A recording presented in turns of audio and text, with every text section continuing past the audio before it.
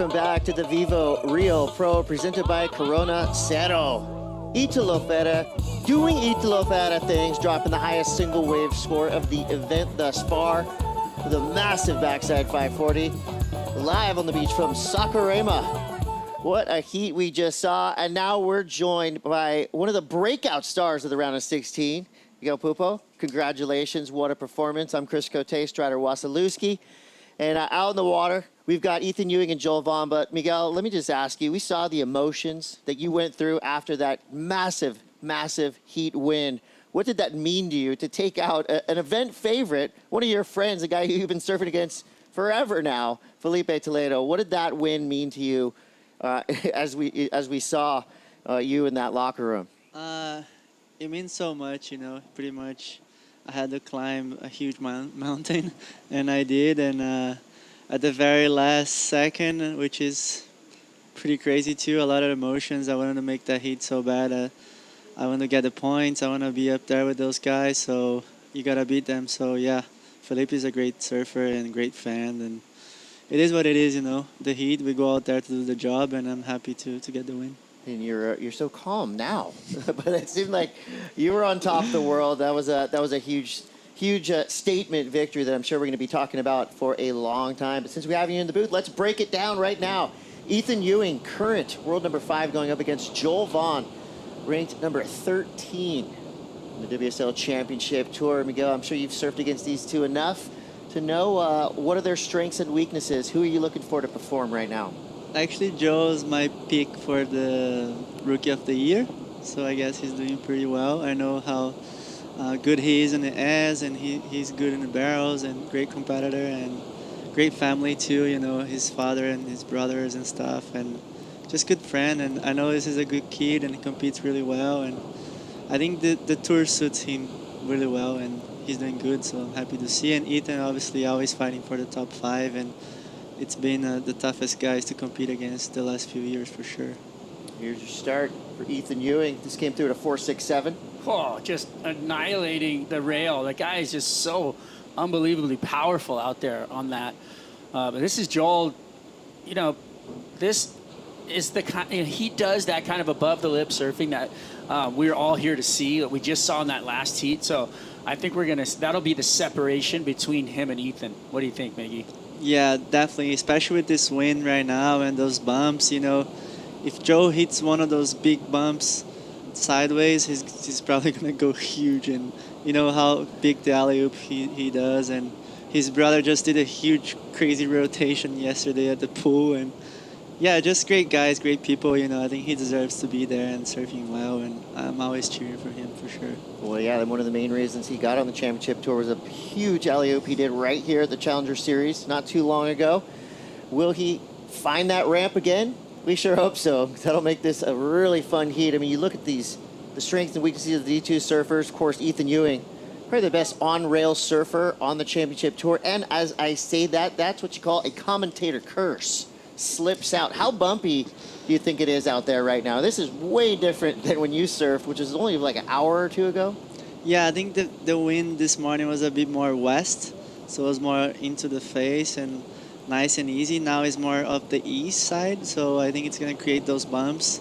And, you know, Italo and Crosby just went to the air because they saw the wind just turn, and it must be fun out there to do some airs. And probably Joe's just looking for the ramps. And I think, I don't know about the girls, if they're going to run them or not. I haven't heard a call yet, but I think they'll have some fun on the rides too.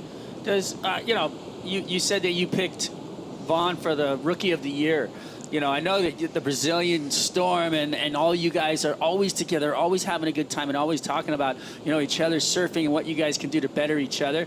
But it sounds like that you guys also are well into the minds of these other surfers and everybody on tour. You guys do a lot of conversation about the other guys on tour. We do. You know, you're always watching on the internet, the clips and everything. And I knew Joe was a good guy and great surfer, and it was just a matter of time until he made to the tour. And he did in just a couple of years, I guess, because the first year I saw him, he was just doing okay, and the next year he qualified. So it's pretty amazing. A lot of good guys from everywhere. You know, I'm always cheering for all the young guys. Every time I see them losing and get rattled, I text them and say, be calm. you got time. I was just like them when I was 17, 18, and yeah, you just got time. Gotta trust the process and keep going, and at some point you're gonna make the tour for sure. Love to hear that. The support's very cool. Like Yeah, an older bro. Right? I Yeah. mean, and you know, you're a veteran on tour now. I mean, and you have that knowledge and all that understanding of just, you know, you got to get rid of it, right? The losses, you got to let them go and move on, or else you can't just keep them and you know, put yourself down all the time. Yeah, exactly. I always have trouble with that, you know. Usually I'm the guy that carry those losses for a while. I still have dreams about the heat I had against Imai on 2023.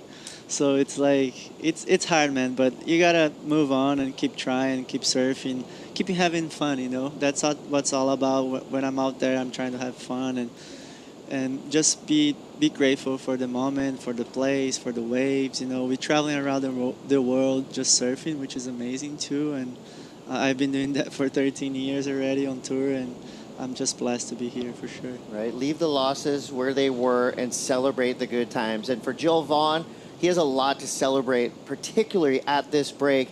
Talked about the alley-oop heard and seen around the world on the Challenger Series. We've got that teed up for you. Miguel, what did you see here? I think he went higher than he expected, you know. But you see, like, there's a lump in the face of the wave, and then I think he just hit it perfect, right on the tippy like toe of the A-frame, and with the wind too, that thing just shoot him so far up, and it was a straight 10. I think that was a no-brainer. I think it was the fastest 10 ever. Yeah, I mean, the whole beach was holding up 10 fingers like that instantly. That was, like you said, no-brainer. When you shock yourself, yeah, then you know it's a 10. What you saw when he kind of came up out of the whitewater was like, whoa, what did I just do? Actually, he had a hang time. If you like look closely, it looks like he stays in the air for a split second more than he used to, you know, like he just stopped there and then he started coming down. Amazing. Hopefully we get to see that again live and in person here in Saquarema from Vaughn as he's going up against Ethan Ewing with 24:38 to go. While we wait for the next set to roll through, let's go down to the glass. Manu is standing by with a very stoked Italo Ferreira. Hello guys, I'm here with Italo, and what he did out there, it was just unbelievable. Congratulations. I've been seeing your career since the beginning, and to me, honestly, you are in the best phase of your life. Is it right? And what's the reason for that? Congratulations again. Yeah, for sure. I'm living my best moment, and then my last hit was super fun against Crosby. I saw him doing like a nice hair, and then I had a chance to do something big as well. And then, yeah, I'm so glad to live in this moment, you know, and then try to push in the limit and then surf and then put in the show for the other people on the beach. Italo, agora uma especial em português. Você é um cara muito família. Ano passado, seu pai estava aqui colado com você quando você venceu em Saquarema. Hoje você está com a sua mulher e o Martim, que vem aí em breve. Como é que é viver isso tudo mais uma vez próximo da sua família? É incrível poder, né, ter a família do lado. É algo que é muito especial, e que, sem dúvidas, te impulsiona, te dá força, né, e sempre foi assim, né, sempre tive minha família ali do meu lado, hoje especialmente com a Sofia e com o Martinzinho que tá vindo, e eu sonho com os momentos já com ele, né, no braço, ou indo para as competições, ou comemorando alguma manobra muito legal que o papai pode mandar, e é muito legal poder viver tudo isso. É incrível, sempre foi um sonho estar no circuito mundial e hoje, graças a Deus, ele me permite estar aqui, me permite ser o melhor no que eu faço, então isso para mim é especial. Então eu só tento aproveitar os meus momentos e ser feliz. Que lindo, que Deus siga abençoando vocês. Eu tenho certeza que você vai ser um grande exemplo para ele. Good luck, back to you guys. Manu, maybe you could give us the long story short of what Italo was saying there. He's just saying how amazing it is to become a dad, and he hopes that to someday, you know, have his kid in his arms and go into the comps and winning and having the family together, which I know the feeling. It's amazing, you know, just to have your family, everyone, and just to show them what you're capable of doing. And God just bless you with the gift, and we're doing that out there. And I think we just saw something happen in the heat, right? Yeah, we did. So we were thinking that this air wind could play into the advantage of Vaughn right there. That was light work, but still pretty cool. I mean, that was as smooth as Miguel Pupo's style right there. That was pretty ridiculous. I mean, for him to technically, full lift off into the wind, right, pressing against it. The landing, though, was like as smooth as you could get. Buttery. Just looked like he just hot knifed it right through the butter. So maybe made it look too easy.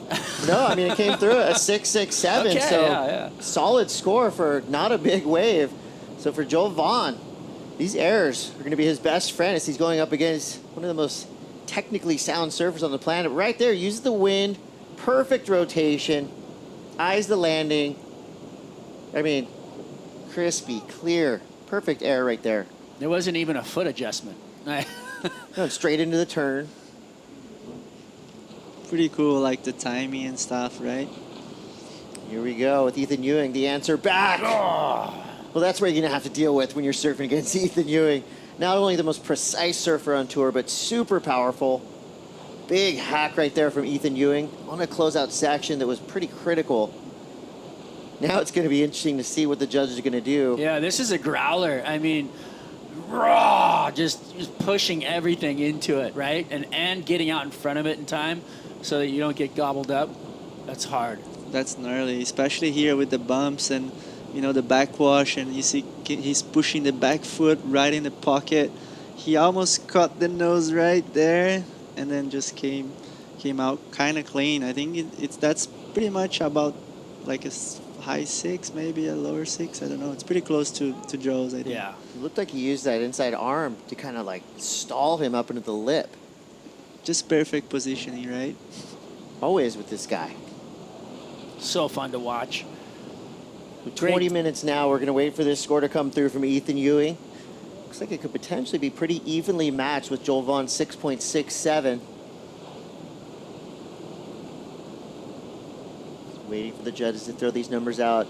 Miguel, when you're sitting out there and you just happen to look in and see fins flying and spray flying in the air, what does that do for you mentally when you're in the middle of a heat like this? I was just hoping not to see Felipe flying around, but I knew he was probably trying to find some rights, and I was going for the lefts, and it was pretty much an open game in the beginning, and I wish we had more waves. It would be more like a more of a battle, but it was a tricky one, and at the end I was just lucky to get the wave. But yeah, when you face guys like Joe and Felipe and those guys that are capable of getting 8s in mid-sized waves, that's a hard one. But you gotta trust your gut and do your surfing like Ethan is doing. You see, like he has something in his mind. He's going for the big turns. He's gonna push the rail, and I think he needs to keep focusing on that. And Joe is definitely going to try the airs, and let's see who wins. Well, Ethan Ewing just regained the lead there. Now we got a split peak. We're going to follow Ethan Ewing on his backhand. Tough turns to pull through there, but he does it with ease. We'll have to wait and see what Joel Vaughn did on the right. We did to see a quick look at the Banco de Surf fan picks.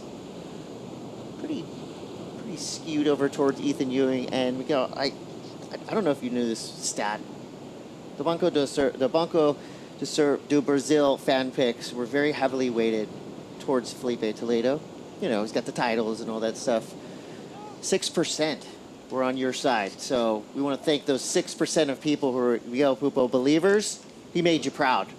Yeah, I guess I did. Do you like being an underdog? Do you probably thrive on that a little bit? Probably that 6% is like my mom, my dad, my sister, and my brother. That's a good percent, though, right there. But yeah, I get it. Felipe is the guy to beat out here. 4-time champ at Rio, just both places. He won in Rio and Baja and won here. It doesn't matter the place, and he feels really well, like comfortable with his family and stuff. So it was just a big mountain to climb, and it was a hard one. That's why I was so emotional about it after, because it was such an important moment for me going towards the next few events and towards the goal I want to reach at the end of the year. As we saw that replay, it was a wild-looking wave on the right for Joel Vaughn, but the left for Ethan Ewing, well surfed. He comes through to 417. Yeah, they surf in a different bank because the tide just came high, so that bank out the back just died, and they surf in this little bank just before like just on the inside the bank that was breaking like early this morning, and the tide just dropped and then went higher again. So that's probably why they're sitting so far down and chasing those rights. It's crazy how many different faces Saquarema has on the same day. I mean, there was guys getting spit out of barrels right on the lefts, and then there's guys on the reform right, and then they go back out to the middle of the peak, and then now they're surfing this other little triangle because of the tides getting so high. I mean, I feel like it's one of the most versatile waves there is. It's crazy. For sure, I feel like it's like Peniche, you know. You gotta surf every time, all day, so you can have all the feelings of the wave. But still, like I've been surfing 3 times a day, and then I haven't surfed this wave yet at this tide and with this wind. So maybe jump out there after the event and just take a look and see how the wave go. This definitely has become one of the, if not the marquee break in Brazil, just in terms of international competition. And we've been talking a lot about how young surfers from Brazil, you got to come through this gauntlet throughout your entire career. Is that true? Are we seeing this as like the spot that you have to win at to achieve greatness in surfing? I guess, you know, I remember coming here on the under 14, under 12, and having to surf heats at 8, 10 foot waves.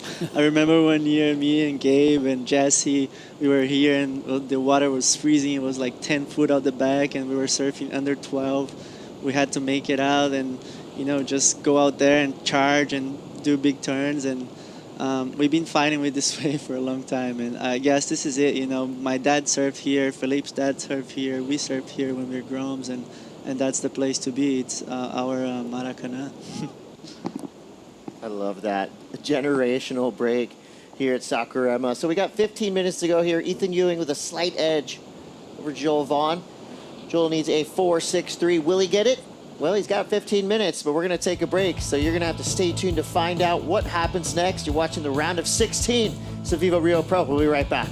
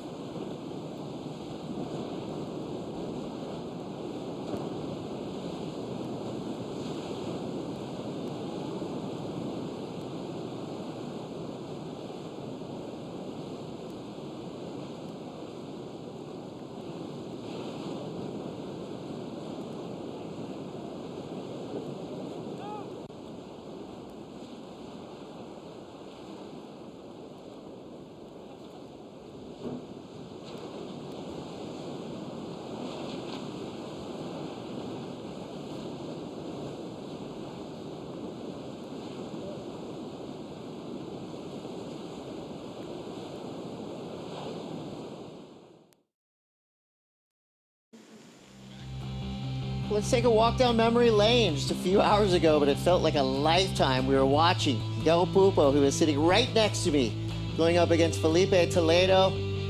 And of course, silky, smooth, powerful, beautiful surfing from you, Miguel. So at this point in the heat, what are you thinking? Are you thinking, I think I got this? Actually, when I dropped, I got the wave, I was looking left, because I wanted to go left to get the score, and then when I saw the left close out, I started turning right, and that's when I saw the right, you know, and then out of nowhere, pretty much the wave just doubled the size, and I had two good heats, and I knew I was not needing a 7, you know, I was needing a 4, and I watched the wave on the TV, and then I look at Adriana. I was like super excited, but at the same time thinking I was not gonna get the score. And then I looked at Adriana. Adriana gave me the thumbs up. So that I came down after that, and I was more relaxed for sure. Was that wave like? It seemed like you had just gotten off the ski. and then we looked at one, and then that wave came right to you. Yeah, I looked at my watch when I jumped on the ski, and it was like 2 minutes 20.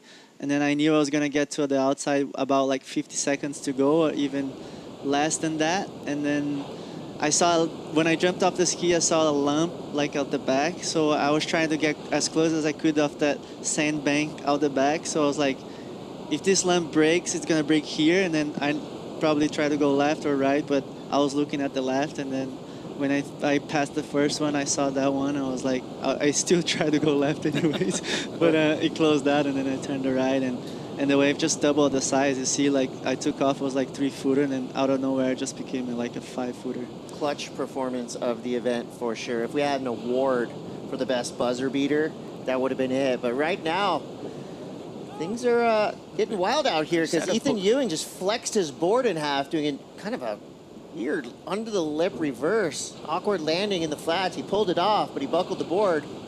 That was a switch pit stop of all pit stops right there. How quick was that? That was F1 level. That was. So gets the Red Bull ski back out to the takeoff zone. No priority in the lineup right now. 10 minutes, 45 seconds left. How many boards are you guys bringing down here for this event?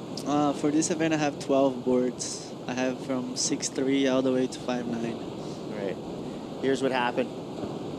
Nice wind up and absolutely attacked that thing. But he rode out of it. Did he want to switch because he broke it, or did he want to switch just to get on a different board? This is Joel's wave. Trying to make something out of it. Nothing really there, right? Yeah, Ethan even got a 6 with the broken board. That was a mental snap into the lip. That was so powerful. It's crazy. It's funny because I thought Joel was going to stick to the game of going to the airs, and you kind of can see him going left now. So it's more of a battle of like who's like sticking to the plan.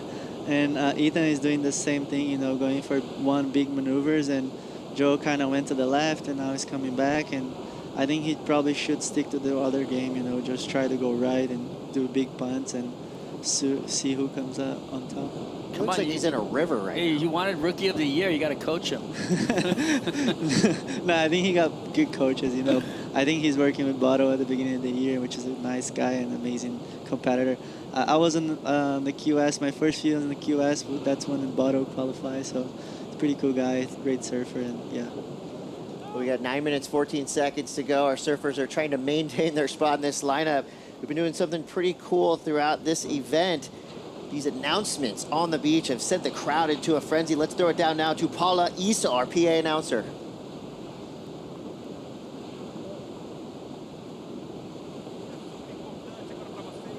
Início das quartas de final do surf feminino.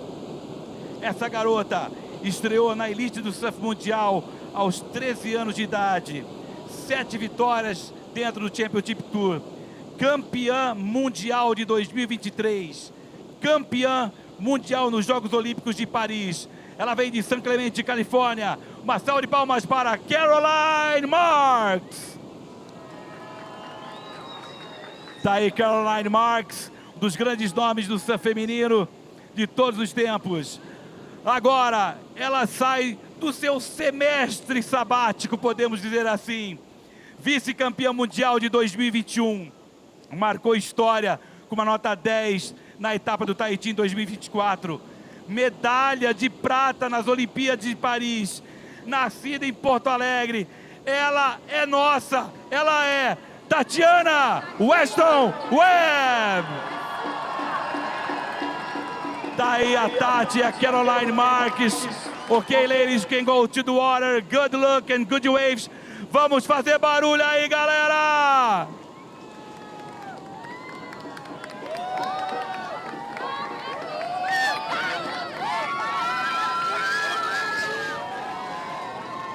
Thank you, Paulo Issa.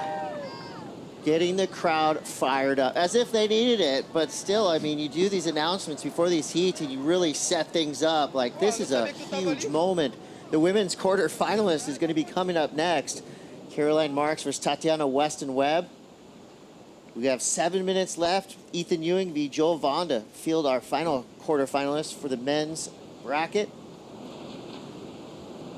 Obviously, you don't have a choice of who you're going up against in the quarters.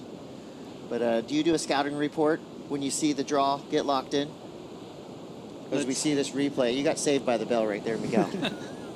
Joel Vaughn, quick alley-oop into a series of turns. 4-4-7. It just wasn't anything of substance on that wave. Even the air seemed like it was kind of a little funky. You know what I mean? It was Yeah. it was technical, but I don't see the score going very high. Yeah, I think he hit the lip instead of getting the pop. So I think he probably should have tried some rotator instead of alley-oop again, you know, because if he hit the lip better, he's probably going full rotation because he does that in his sleep. Now we're looking at 6 minutes, 8 seconds left. Joel Vaughn now needs a 5.96. So Ethan Ewing is not safe, especially when Joel Vaughn's shucking around these rights.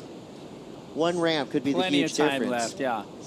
But we know how icy Ethan Ewing can be in the lineup. Did you say Ethan had moved into the number 5 spot on the live rankings as well? Ooh. I think he did. Which is a big deal, especially coming around the back corner of this year. I mean, that is just wild that one wave can put you in a precarious situation, you know what I mean? And just like every one of these heats, it means so much to these guys. I'm going to go to the WSL app just to be sure. I think he is. We got, yeah, so. I'm checking that live ranking all You're the time. checking, how much do you check it? Like 6 times a day? At least a couple of times. Right yeah. before bed? To One see more look. to see if I move, you know, someone gets some numbers wrong and I move up. I like that. But I'm pretty sure he's sitting at number 5 now. Yeah. That's, and the storylines are starting to develop as they always do here in Saquarema. I don't know where I saw it or maybe I heard it, but I was definitely feeling it. So if he can hold on through this, I mean, he'll be moving or and hovering at that number 5 spot, but Joel can take that away from him. Yeah, With just one one wave. one section, right? That's So just wild. if you're Ethan Ewing right now, what are you thinking, Strider? I'm thinking I need to stick to my game plan, get priority, and hold it down. Carve, slice, dice, power surfing. Because priority is going to be everything, and he's got to go shadow Joel Vaughn, not give him any elbow room. Actually, Joel looks pretty far from Ethan right now. He's going over there. Though. We got 4 minutes left here. Ethan Ewing with still just the slightest edge over Joel Vaughn. Vaughn needs a 5.96. Ethan Ewing sits out the back with priority. As we make our way to the women's quarterfinals, for all of you fans watching on YouTube or Facebook, those streams will stop at the end of this heat. The new live stream will start for the quarterfinals and beyond. Coverage will continue. Play. For those of you on worldsurfleague.com, the WSL app, and ESPN Plus. I have a question, Miguel Pupo. Is there a wave that you've surfed in a heat that really just stands out? You know the one. Is it Pipeline? Yeah. The one 2000. that went black to green and there was this incredible over the reef barrel. Because that's my favorite wave of yours. Yeah, that's my favorite wave. That's the wave of my life. I tell everyone, like, even after winning Chopo, and it was really special too, but that wave at that moment in my career, I was injured. I was needing that wave to make the tour, and just to get that exact wave, like, I didn't even move. Like, did I tell you that? I was like sitting, I saw the wave, I didn't go right or left. I just turned, faced the beach, 1, 2, 3, and then I got in the wave. That's how like perfect it was. I didn't move, like I was just in the perfect spot. So it's definitely the wave of my life. I don't know why it wasn't a 10, but yeah. It was a 10. I gave you a Yeti. I gave you all kinds of cooler items, everything. Joel Vaughn, a little messy right there. But I was watching that wave with Kelly Slater and Ross Williams and a few other people at Kelly's house live on the big screen. And then we all ran, you know, we were like watching it, and then we ran in to watch the I mean, it was the most incredible wave, and everybody there thought you got a 10. So Yeah. that was a 10. I'll take it. Sentimental 10 for sure. What year was that? It was 2013. Wow. Yeah. About 12 years ago. We're now inside the Banco do Brazil 2-minute warning. And speaking of Banco do Brazil, those fan picks will be reset for the quarterfinals. Let's get Miguel Pupo some numbers, right? Text the friends and the family. Oh, yeah. I'm going to tell all my friends. I guess to I'll vote have a for bigger you. number for the next year. Yes, thankfully, you deserve it. All right, one more time. For those of you watching on YouTube or Facebook, those streams are going to stop here in about 1 minute, 25 seconds. If you're in Brazil, switch on over to worldsurfleague.com, the WSL app, or Globo Play. For those of you watching in the United States of America, coverage will continue exclusively on worldsurfleague.com, the WSL app, and ESPN+. You've got 1 minute left to watch, however you're watching now. But after this heat, we're talking quarterfinals. We're there, Strider. Wow. I guess it's on. We've decided. It's been called. We're going to watch the ladies battle it out. That first heat, whew, a couple of the best goofy footers in the world are just going to go smash it out. Let's see what happens. Caroline Marks needs this if she wants to work her way into the final 5 picture. She's sitting at number 6 in the world right now. And Tatiana Weston Webb coming through as a wild card with nothing to lose. Could play spoiler. Ooh, that would be a big, big spoiler. A lot of goofy foot talk right now. I like it. Yeah, it's all goofies from here on out, at least for a little bit. 25 more seconds, at least, in the booth. Miguel, thank you so much for joining us. Congratulations. I mean, what a huge victory you had earlier today. A little bit more work to do. Congrats on making the quarterfinals. Yeah, thanks for being you, Miggy. Thank you, guys. Thanks for having me, and hopefully we have a great finals day. Well, we're pumped. And now we've got through plenty of heats today, so we have the luxury, I think, of being able to be selective with when we field our quarterfinalists, and after this, semifinalists for women. So at the end of it, Ocean goes a little docile. Ethan Ewing gets the edge with a 12.63 over Joel Vaughn. Valiant effort there. Huge alley-oop for 6.67 for Joel Vaughn. Definitely in the highlights package, but he will bow out of competition. So from here, we're going to flip it over to the women's quarterfinals. Chris Cote, Miguel Pupo, Strider Wasilewski. Thank you so much, Miguel. Good luck moving into this event. Thank you, brother. And we're going to flip the booth over. We've got Joe Maeda and Kaipo coming on in.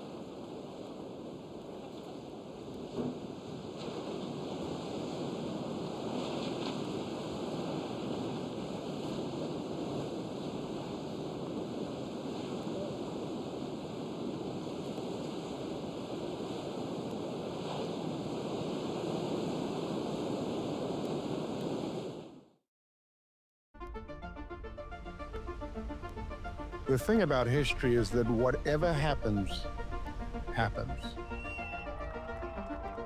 There's no denying it. It is what it is. And no matter how hard you try, you're never entirely in control. It's the beautiful chaos. Hell and heaven canceling each other out. Triumph and defeat. This year, history will be told in 12 chapters. 54 men and women will write it. History will be written live at worldsurfleague.com. Welcome to the quarterfinals here at Saquarema. Caroline Marks takes on Tatiana Weston Webb, a goofy foot matchup. Caroline trying to get herself into the top 5, and Tatiana's having fun, taking 4 events off this season, now as a wild card, and she was brilliant in the opening round, flying into the final series. Hi, everybody. Thanks for being with us. Joe Turpel, Maida Pops, and Kaipo Guerrero. I got to say, Kaipo looking really sharp today. Thank you. I like your shirt as well, Joe. Riachuelo hooking us up. Big thanks, obrigado, for giving us the wardrobe for this event. As we kick off this matchup in the quarters, it's an all goofy foot battle, Maida. And first of all, it's just great to welcome back Tati to the jersey. Missing 4 events. You really miss these surfers on tour. It's great to have her back. Yeah, of course. It's really great to have her back, especially here in Brazil. Everybody's cheering for her. Everybody wants to see her happy and having fun, so we're very excited. We saw Tati start her career this way, Kaipo, where she had such a high seed before she officially qualified.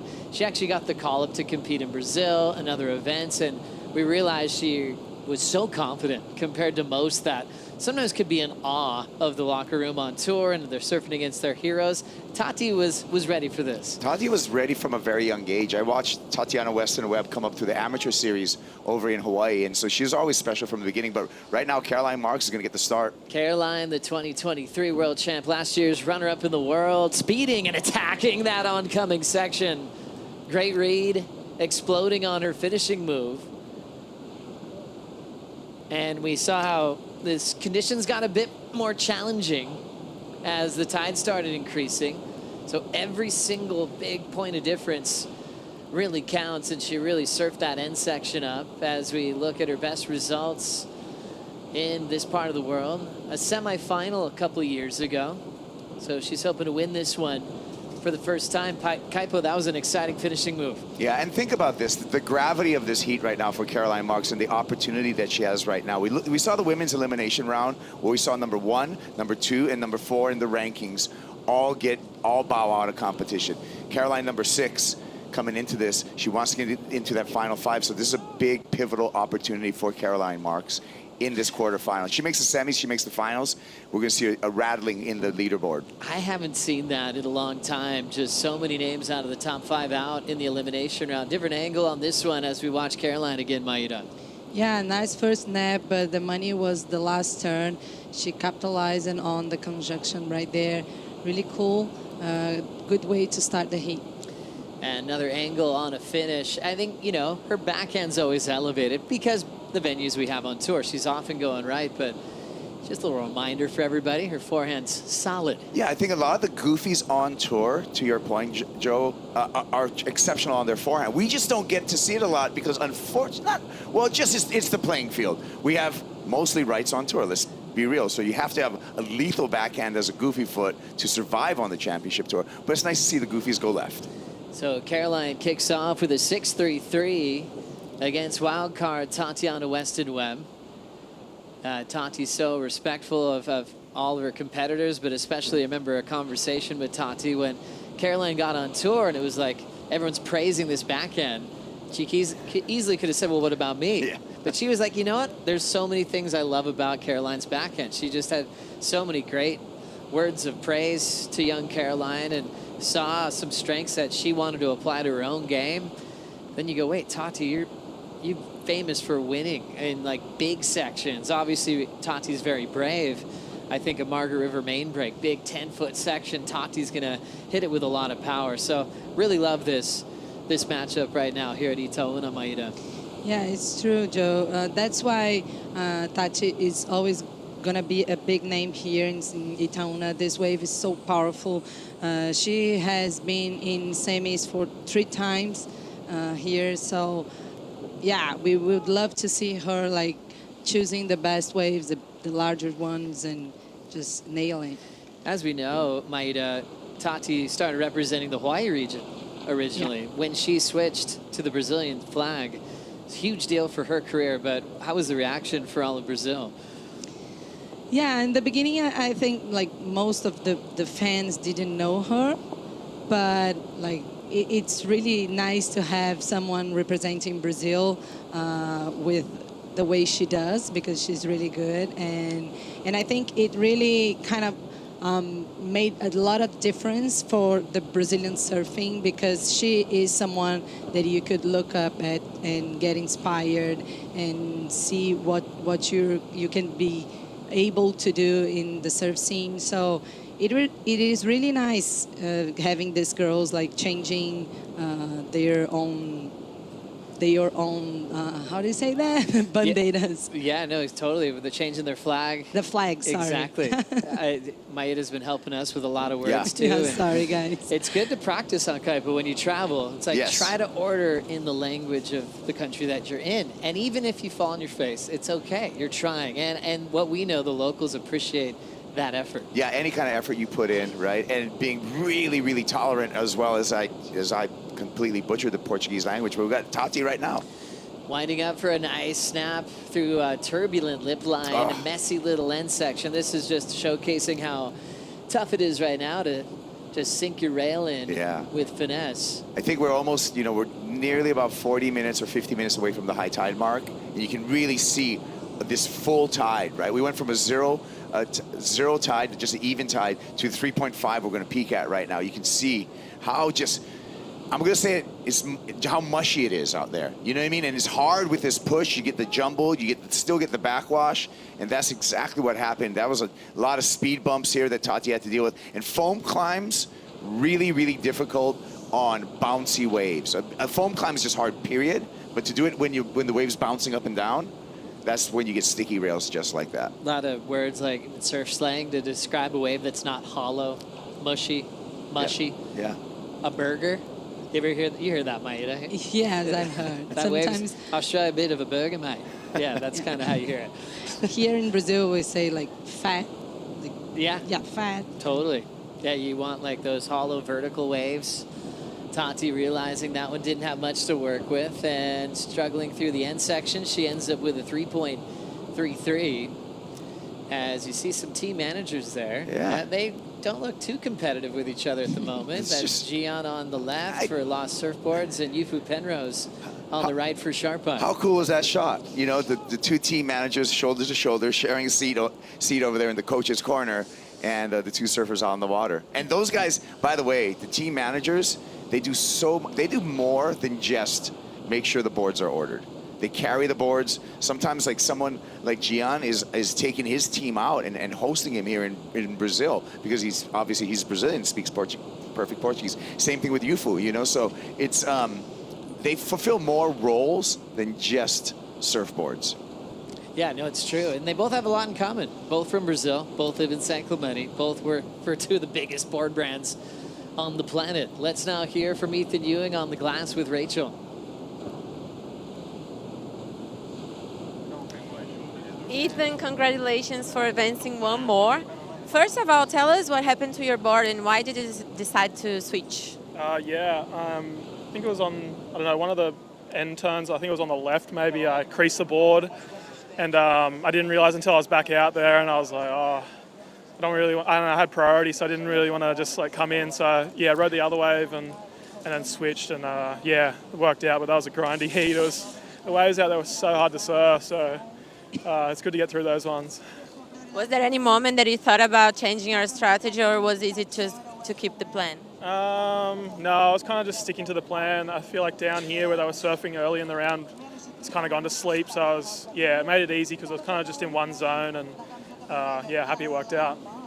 Congratulations, one more. Thanks for your time, and see you in the next one. Thank you very much, Rachel. Ethan Ewing moves on to the quarterfinals where he takes on Italo Ferreira. Jordy Smith takes on Griffin Colapinto in quarter 3. And Cole Hausman will meet Jake Marshall. Yago Dora takes on Miguel Pupo. We've got the final series set for the men. Pretty exciting there. Jordy flip-flopping on the rankings with Yago Dora. It's basically a heat separating number 1 and 2 in the world right now. They're both on to finals day. Yeah, it's an opportunity for Yago Dora gets the yellow jersey. I mean, it's just one heat separating them. It's going to be fun and interesting to see how this contest finished. And I think there is anyone else who can also get the yellow jersey.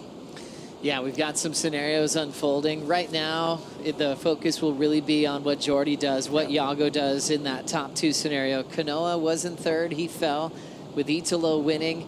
You know, he's got some room to move with Kanoa out of the event. Barron's fallen out of the top 5. We knew he had that knee injury, and it was a tough all-Hawaiian matchup with Seth Moniz taking out his good friend Barron earlier today. But like we were mentioning before, we just had a dismantling of the top 5 for the women in the elimination round, something that you just don't see, especially this season where you have Katie, who is looking at a 3-peat scenario, goes down. Gabby Bryan, who's been the most powerful surfer on tour, went down to Arena Rodriguez, losing also Betty Lou Sakura Johnson after a win at lowers. And then world number 5, Isabella Nichols, out of the event as well. But now, how's Molly Picklum going to handle that? The high seed left. Yeah, she's got a ton of opportunity. The runway's set for her to take off, right? And so it's going to be a big one for Pickles. I think she's looking motivated. She's having fun again. The other day, yesterday, was 10 foot out here, 10 foot Hawaiian, whatever you want to call it. It's way bigger in the faces, maybe 18-foot faces. Molly paddled out there and just braved it for like an hour and a half. Nobody else wanted a piece of it. So when I see that kind of behavior by Molly, I think she already knows that this can be an event that she can win and really solidify her position for that final 5. And it is an interesting place to be where you're the most consistent surfer on tour, but you haven't won. And how that feels as a competitor. From where I was sitting and calling her year this year, I was going, hey, this is a great spot. She's just outside the spotlight. Then when I saw her after lowers, I'm like, oh, this doesn't feel that good. She wants a win, I think, more than ever. In that way, it's been a long season, especially when you're losing finals. You have a chance to close out and be remembered as that champion of that region. So look for Molly to take advantage of this one, Maida, especially today. Yeah, it's a huge opportunity for her. But, I mean, she's going to face a young girl who has nothing to lose here, Arena Rodriguez Vargas, who done pretty well in the previous rounds. And, yeah, let's see how it's going to play. It's just a matter to find good waves and do what she does best. These two goofies starting to move a little bit in the lineup. Priorities with Caroline Marks, the world champ from 2023, Olympic gold medalist last year. This was actually the final for Olympic gold at Teahupo, where Tati was the favorite based on what she had done at that venue in the past, but it ended up being Caroline's day, and it's still heavily favored in Caroline's direction. 5 wins over Tati's single win, and this also includes one of the matches last year in the final 5 at lower trestles, Kaipo. Yeah, and still, Tati's still waiting on the max wave score between the two of them. Pretty tight on the max heat scores, but all those close heats have gone Caroline's way in those past matchups. And then obviously adding in the finals last year, adding in the Olympic Games, you know, when the gold medal was on the line. Congrats to both, carrying gold and silver in Tahiti last season. So this will be a fun one for Tati, not feeling the weight of a title race this year, Maida, where she's surfing loose, and a great event to choose, where she knows she'll have the fans behind her in this one. Yeah, for sure. We got so happy that she accepted the wild card because she was having so much fun during her off season, like traveling with her husband and going around getting barreled. And I mean, but she has this motivation to win here in Brazil for the first time, and all the crowd with her. So let's see how it's going to end. We have our surfers that represent Brazil with a lot in common, Kaipo. You know, we've got Tati, raised on the North Shore of Kauai, and then you've got Luana Silva, raised on the North Shore of Oahu, both representing Brazil. For Tati, it's her mom from Brazil. She was actually born down south, and then Lulu's parents, both from Brazil. They're actually here supporting her along with the younger brother. But competing as a kid in Hawaii is kind of interesting. You're almost modeling what it's like to be a professional surfer on the road with travel. We'll get back to that in a second. Caroline's got a Wright to play with here.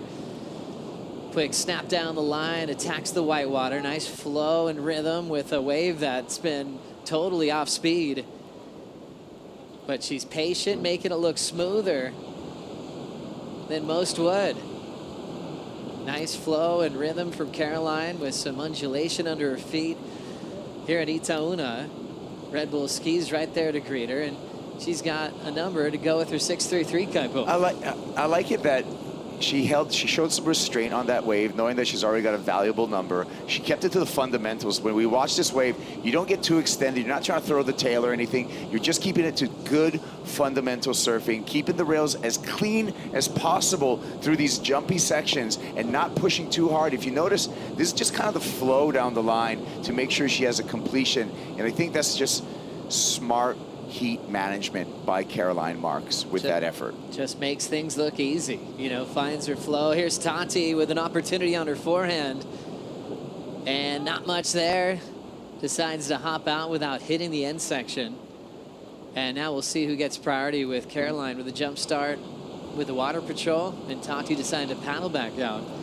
I was thinking, Kaipo, it's interesting with the way Tati, Lulu grow up, all the surfers from the Hawaiian Islands. Yeah. It's like when you've got a little run through the amateur series, you're packing board bags, you're packing luggage and flying to outer islands, and it's kind of cool. They almost have a jump start how to prepare themselves when they turn pro. When you travel, right? I mean, it's usually about a half hour, 45 minutes in between islands. People don't take boats. Usually everyone's going to be taking planes when you're doing the island hopping, when you're having a contest at Maui, on the big island of Hawaii and Kauai, and all the neighbor island people. Like, so Tati, coming from Kauai, had to fly a lot because the majority of the contests are still on the main island of Oahu. You know, so yeah, it really propped up. I'm gonna say this: both Tatiana Westenweb and Luana Silva, they represent Brazil, but their development as surfers happened in Hawaii. 100%. Yeah, and that's, you know, still where they call home for the majority of the time in between events, and it's really fun for them to. We call them Brawaians. Yeah, I like that. Brawaians, Yeah, I love it. That's a You're good part call. Brazilian, you're part Hawaiian. Tati with priority, waiting for something good to come through. She was able to paddle back out and control the lineup. Caroline under priority, but has the lead with two scores, 6.33 and a 5.83. And a shot in the semifinals is on the line. We'll take a quick break. The action continues right after this.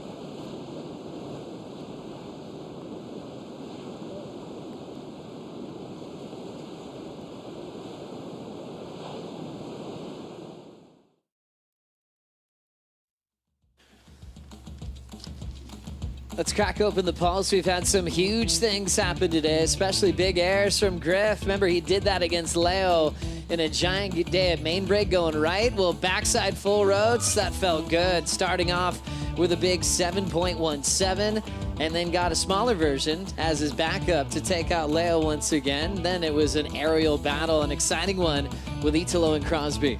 Yeah, air fight, air show right here in this heat. I thought Kraus turned the heat right here, which he did with this big front side rotator, but there's no holding back.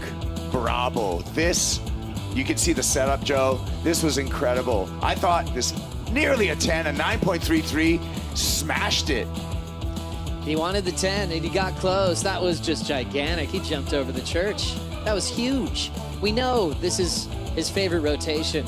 There's something about his timing. Can I say monstro? You can. Monstro bravo. Yeah, well, let's use that a lot. I like this. Rock the baby. All right. Make sure you pat him on the back. That's right. Yeah, he's expecting his first child soon. We've got Ethan Ewing, Joel Vaughn that finished up the round of 16 for us as well, Maida. Yeah, of course. Look how big it was, this air for Joe Vaughn, but I mean, Ethan Ewing was very in tune. He certainly was, and just sticking to big power blows. That thing is always going to be scored well. Big chunky section and the style to match. Big blow tail reverse for Ethan Ewing as he got past Joel Vaughn today. And moving on to the quarterfinals as he's hoping to be getting closer to that yellow jersey. Inside the top 5 now as the event continues into finals day. Our plan here today is to finish the quarters for the women and then start trying to pick which day could be the celebration here in Saquarema. The weekend's looking fun with a ton of swell, Kaipo. Yeah, we'll be down to, I believe, 10 heats at that point. If it, you know, once we get through here. So just 10 heats, that's 5-6 hours of competition. So we could really, you know, find a nice window given the forecast. And looking at the weather's going to be sunny. It's going to be beach days. And so I'm expecting tens upon tens upon tens upon thousands of people. We saw what happened last weekend. I think it's going to happen again. Guaranteed. The Maracana. Have you seen a soccer game at Maracana, the stadium? No, I've never. Not yet. Yeah, never had a chance. Kaipo, have you? We got to go if we haven't done this yet. I'm going to be honest with you guys. I'm a little intimidated by that crowd's that size. Even on this event, I get a Just little like me, Kaipo. Okay, well, I might try to go. Here we go. A little replay of last to Caroline Marks, Kipes. Yeah, Caroline, again, just, you know, this is a bouncy one that she had to deal with. You know, I don't know if she's going to better her 5.83 at this moment, but she is in a commanding lead right now in the heat. Caroline Marks won her world title beating Carissa Moore a couple of years ago, and she was just rolling through names to get all the way to the podium and to clinch the big cup, the Duke Kahanamoku Trophy, calling that at the moment the best day of her life. I had a meeting planned with her the following day to have an interview, and she had lost her voice the night before in the celebration. I love it. You know, when she won her world title, Caroline, a resident of Southern California now, but comes from Florida, right? And the Gators came out. I don't know if you remember that. People brought all these inflatable Gators down to lowers, and we're on the cobblestones with the Gators, kind of like drifting semi out into the channel with the Gators after she won. It was a great sight. It was a fun time. Yeah. And for people that don't know, Florida's on the opposite side of the country, so it's a bit of a commitment, maybe like a 5-hour flight to get there. So ton of Florida showed up, and you felt their energy, and Caroline would just look back and smile, going, no way. And I just love her. When her dad was there the next morning, he was like, I'd be a little disappointed if you didn't lose your voice after winning a world title. You know, I mean, what a life-changing moment. And the most important thing was to enjoy every second of it. And Maida, as you saw last year, she came very close to going back-to-back. I mean, her versus Katie last year, that was intense. Yeah, she runner-up right after being world champion, and after, like, she took a break before, so it's really nice when you have to take a break, just breathe and keep everything composed, and then come back, make your return and win a world title. So maybe Tachi can do the same thing soon. With now 8:10 on the clock here, we've got a wave now rolling in. It's Caroline Marks hitting that section, and she might step off. Caroline's found a lot of good vibes when she brings one of her siblings along with her. She's converted that into win, just having family on the road. Now she's just inviting friends with her. It reminds me of Mick Fanning towards the end of his career. He started bringing like a friend to experience life on tour. Caroline's been doing that all season long. Just a one maneuver section there, Kaipo. I think it's good for your psyche, you know, to bring a friend and not to be too serious, and that's what Caroline's done with this event. And that way, you're kind of, when you're not actually competing, you're able to really shut it off and have fun and enjoy all the wonderful places that we go to. And I think that is actually a mental advantage rather than being so hyper-focused on everything. Now, let's send it down to Paulo Issa on stage. Campeã da etapa de Portugal do Challenger Series.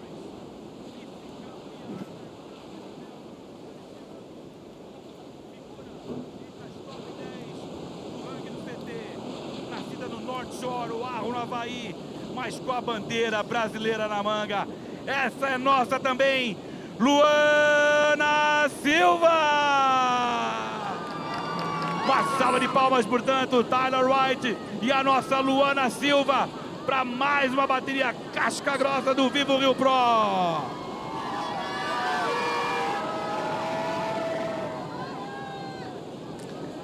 Luana Silva feeling the energy from our on-site announcer, Paulo Issa, and also the local fans that will be backing her in this one. Her family's here. Her younger brother flew over from Hawaii as well, and she is representing Brazil in this next heat. A big one for her. She's taken on one of the greats, a two-time world champ, three-time Brazil champ, Tyler Wright. Just passing Tyler right there. I like Tyler, you know, the art of war, Sun Tzu. Sometimes you get into a battle, and, you know, Kelly Slater was really good. What Tyler just did right there was she forgo the presentation. She walked down to the beach ahead of everything and slowly just did kind of not acknowledging. I feel like, because you know there's an energy in the crowd right now, all behind Luana Silva, and you can tell what Tyler was doing was to block out all of that energy. She's like, let's just go. Yeah. I'll see you in the water, and let's have a battle. Yeah, Lulu, smart for her, though, to tap into that. I'll wait for this celebration. I'll smile at all these people back at me, and just happy to see Lulu in this space on tour where she was able to get some results early, wasn't stressed at Margaret River. She had just finaled at Bells, and we've just seen the hard yards have fallen off back on the Challenger Series, missing out on qualification by a spot. Steph Gilmore continuing her hiatus. Then she goes again. She's like, wow, the emotions in this sport are unreal. And for Lulu now, it's like she is enjoying it. Her surfing is reflecting that she doesn't have that pressure, and she's absolutely ripping. Lulu's got a great chance to win this event.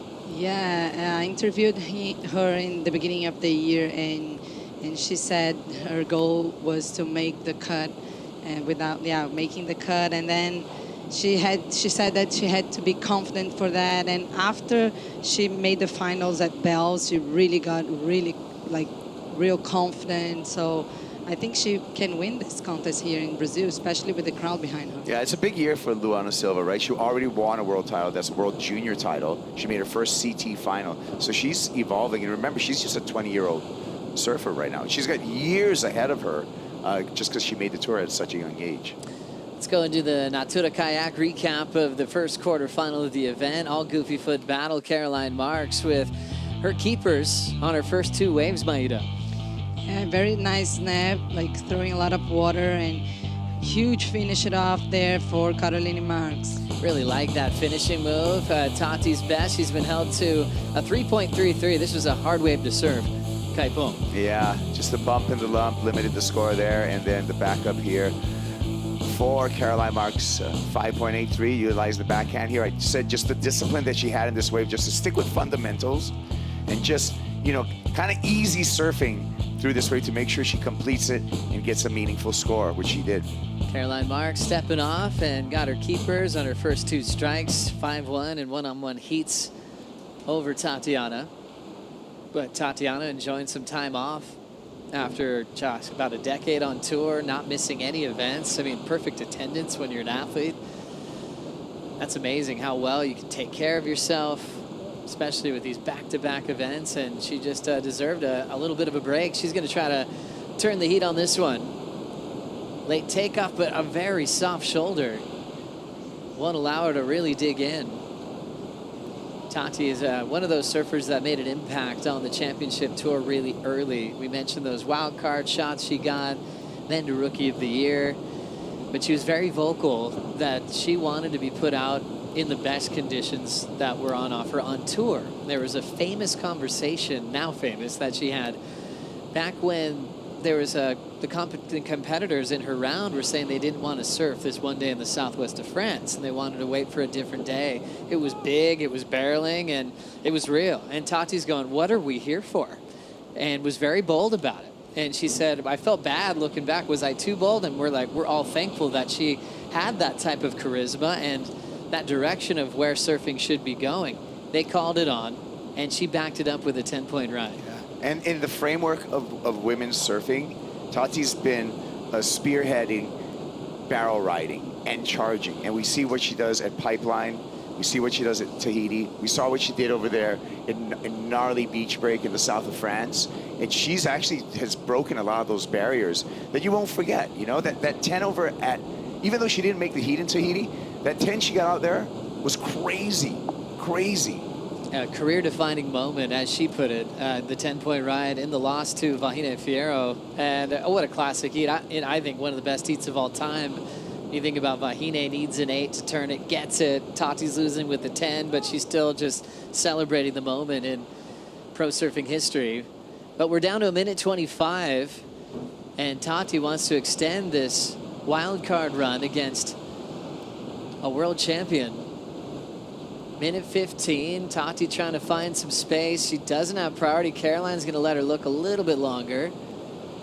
And Marks is so good at shutting these heats down with a lead like this. Tati's running out of options, Maida. Yeah, I mean, when the conditions are like this, it's just about like wave selection. I think Caroline Marks did a pretty great job, like selecting those waves that she did. And I mean, now Tati is just lacking out of time. And Caroline, this will be very important for her run to try to compete for a world title this year. As we know, she did win in Portugal at stop 3 of the season when she had a chance to go 3 in a row in El Sal. She lost early, didn't have a complete successful run in the Australian leg of the tour. And now Caroline feeling the flow and looking like she's getting a little bit closer to a semi-final here. And getting her keepers early, that's just a strong performance, picking the right turns on some pretty lumpy sections. Yeah, and just with limited opportunity, when you execute early, it's really hard for your competitor to catch up on that. And that's what happened to Tatiana Weston-Webb. It's just you get into the wrong priority rotation on top of a big lead, and that leads to what happened here. But Caroline on to the semifinals, Joe. Big thanks to Tatiana for accepting the wild card. Great to see her back in a CT jersey. I can't wait to hear what her plans are for the rest of the season, as Caroline will match her personal best result here in Brazil into the semifinals with 2 great scores on her first 2 waves of the heat and managing the lineup to shut it down with priority. Caroline will get the rest of the afternoon off as we anticipate another great heat with Brazil representation. Luana Silva is up next against a 2-time world champ, Tyler Wright. Tyler's going for a 4th event title in Brazil. We'll see how she goes. We'll be right back.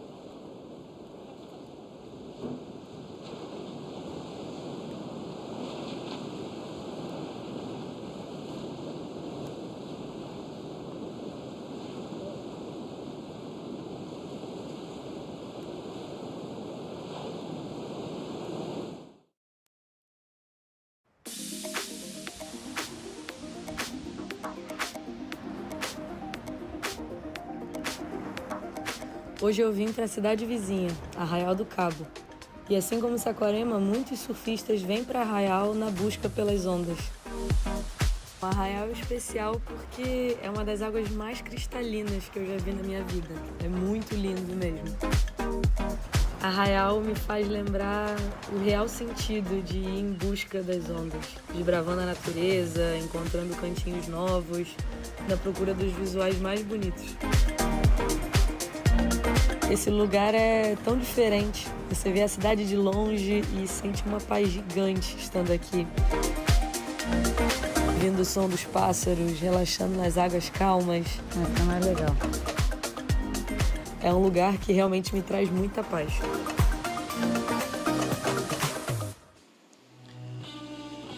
Chloe Calmon showing us the beauty that is in Brazil. A longtime competitor, switched to the longboard tour when she was about 14 years of age, going way back, a lifelong surfer, and showing us that you've got to really spend some time in this amazing country. One of the biggest geographically in the world, fifth biggest, and also a sixth biggest population. So you could find some space, meet a lot of great people, and we're sitting next to Maida. Have you been to that location where Chloe Calmon was just showing us? Yes, I did. It's one of the most beautiful places here in Brazil. Like the clearest water you can find all over the coast, you know. But the water is really, really chilly. Like it's cold. That's why it's called Cabo Frio, which means cold. But it's lovely. And this time of the year, you can see many whales around. So it's fun to go there, watch the whales, catch some waves. Magical. Nice. If we left from here, how long would it take us driving? 1 hour and a half. That's close. Yeah. I'm in. Kaipo? Yeah. Sure. Let's go check it out. We've got a new heat. Luana, Silva, Tyler Wright. Tyler crushing that section. Nice, calm approach, just staying real focused for this heat. Skipping around some flat, bumpy sections, and that's going to drop her off right there. One of the most decorated athletes in pro surfing history, picking up 3 big wins in Rio in her career, and there were a couple of those wins brought her to world titles. The 2016 year was one of the most dominant world title runs in surfing history. 10 events on tour. We had Tyler feature in majority of the finals, just a quick one-turn section there. That's when she picked up 5 wins, and one of those was in Rio. Yeah, I remember that year Tyler was, where we had the contest still in Barra de Juca. Here's Luana. Luana up and down.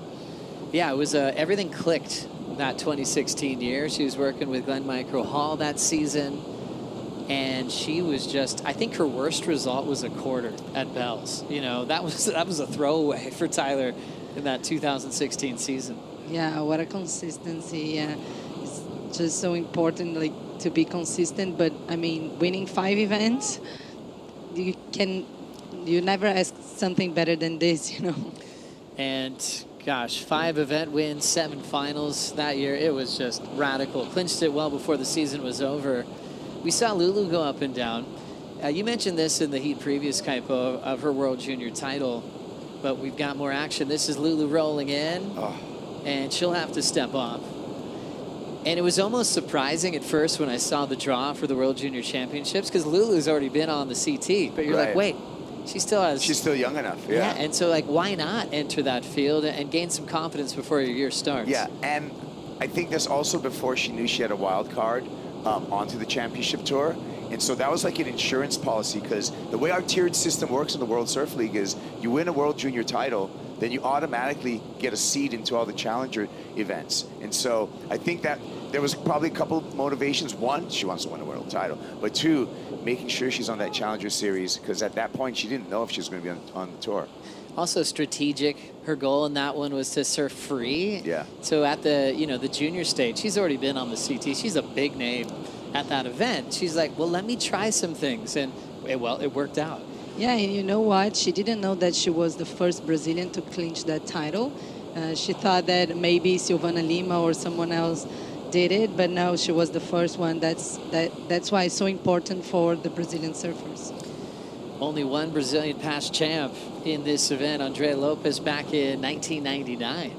Yeah, but I mean, I think she wasn't like a world champion. Oh no, I'm just adding to that conversation Okay. of first to do things. No, totally. First to do that at a world junior title level. And then you think about first to do that on this stage. That was a bad transition on my part. But it was but yeah, for now, you know, you want your home country to win events. You want them to succeed, and you know, since Silvana Lima's not around anymore, who was a world title threat at winning events, you know, Tati taking some time off. Now the focus would go to Lulu to wave the flag, Kaipo. Yeah, and it's really evident that the Brazilian crowd and the people around here are very, very behind her. But also, you know, her boyfriend, Joao, is also from this town, so that makes her even more popular, right? So you have family, friends, fans all coming down to the beach to support her. There's no doubt the energy is in her favor. Unfortunately, she's having a hard time just selecting a good wave out.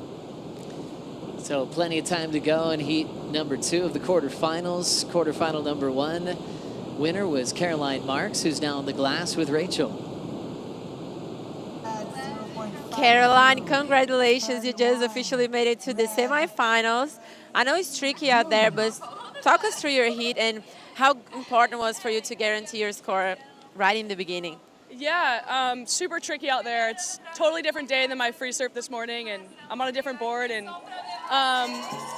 Tati, I knew Tati's such a strong competitor, and I was like, I'm not gonna have one person rooting for me. It's be pretty funny. So I was just trying to like focus on myself and block out the noise. And all the Brazilian fans are so amazing. You really feel the energy. But I was just trying to, yeah, block out the noise and do my own thing. And I knew she was gonna be really hard to beat, especially when it's really tricky. So Tati and I have had a lot of good battles together. So it's been really fun to compete against her. And I'm really happy to make it in the semis. It feels really good. Yeah, that's what I was gonna ask. Like, how many times do you have to switch on and off about the noise? Because we know it's a huge stage, but does it actually affect in details in the water? Yeah, for sure. I mean, I think I don't know. I think you can kind of let the pressure get to you with the crowd, or you can kind of let it like get you hyped up. And so I was just trying to let it excite me. But I obviously knew like everyone was gonna be going for Tati, so it kind of like took the pressure off me. But it's funny, there's so much going on the beach, but at the end of the day, you're like out there in the ocean. It's just like you against yourself. So I was just trying to like zone in on that, and I felt locked in out there, so that was good. You are doing great. Congratulations. Thank you very much, and good luck. Back to you guys. Thank you, Rachel. Caroline Marks, happy to get the win into the semifinals. Her best result in Brazil so far, as she's looking for her second win of the season and getting closer to a more solid position in the final 5. Meanwhile, Tyler Wright, 3.67 as her high score, and Lulu's still looking for a great completion with plenty of time on the clock. Molly Picklum up next against Serena Rodriguez. Serena's the one that took out world number 1. Seems like a long time ago. Gabriella Bryan could have an advantage of kind of resetting and preparing for Jeffreys Bay. There's Joao Chianca right there. Yufu Penrose. And one of the nicest guys you'll meet on tour, Johnny DeCesare, who's a big part of Inside Pro Surfing. Getting stuck there in the pocket is Tyler going down. You see that right who gets so full. And I think we get accustomed to seeing a lot of falls and heats, at this type of tide. When the right's really full like that, it can go off speed on the best in the world, and they're just looking for keepers. They're trying to attack, and if it doesn't feel good, sometimes they don't mind a fall. They'll just paddle back out and try again. Yeah. Priority rotation, I feel, when it's slow like this and when there's very few good waves, can make or break your heat. And so anytime you go on a wave, so it would be advantageous for me, for Luana, to really play the patient game, because chances are with 23 minutes on the clock, there's going to be one good wave that's going to come through. And you want to be in that position. There's her coach, Leandro Doros, Luana's coach. But you want to be in that position when that wave comes through. That's Kai right there, Luana's little brother. He is out in the water all the time on the North Shore. He's got a little crew he likes to surf with. Really nice kid, and really loves his big sis. Yeah, so Joe, look at the number. I mean, 5.37 is what she needs. She can easily do that on one wave. It's going to be interesting to see if she plays the patient game and has that restraint to sit and not turn and paddle for for a mediocre wave. Yeah, it's the balance, right? When it just takes two. We've gone through the systems in the past where it was top 3 waves, which kind of forced you to hustle a little bit. And sometimes the best surfer wasn't winning. It was just who was paddling the most and just tacking up scores, you know? Dude, that was around the 80s and the 90s. It was a swimming contest sometimes. You know? And now the top 2 system changed. Top 4, top 3, 20-minute heats, 15-minute heats. The fastest paddler wins. And then that's not what you want to see. They were counting turns. So someone would do a biggest turn of their life and lose to someone tapping it 3 times. Yeah. We're so thankful that people really made an impact on changing pro surfing. We've got the best version of it here in 2025. Tyler finding a little pocket to throw down a couple of carves on surfboards made by John Pizzo.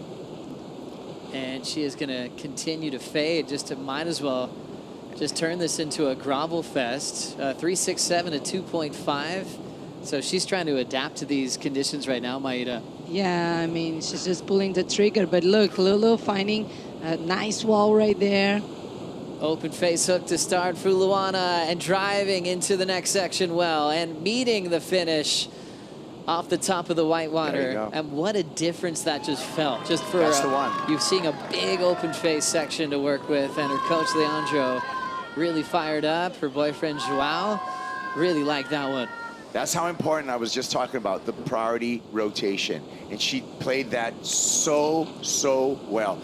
Didn't take the bait, didn't settle for anything, waited out there, held on to that priority, and I'm expecting a decent number in the heat turn right here on this replay. And you know what? The surfing was really good. Look at the leverage she's getting in these carves and timing that finish with the convergence of water. Super difficult, especially in these bumpy conditions. I really like what I'm seeing here. Just shades of Malia Manuel in this approach. Maida, what'd you see? Yeah, very nice 3-turn combo. Really well timed. The link between those turns was nice too. I think she just heard what Kaipo was saying here. Just be patient. Patient with priority. On the Sharp Eye equipment looking great. And just having more of a wall to work with just gave her so much more opportunity compared to Tyler's last. And I love how the arm comes across the chest on that. That's just classic biometrics, body mechanics, you know. Here's Tyler on a replay. So Tyler getting another score. Couple scores to drop for this heat. Yeah, so we're waiting for this score as well for Tyler, so we're waiting for 2 scores.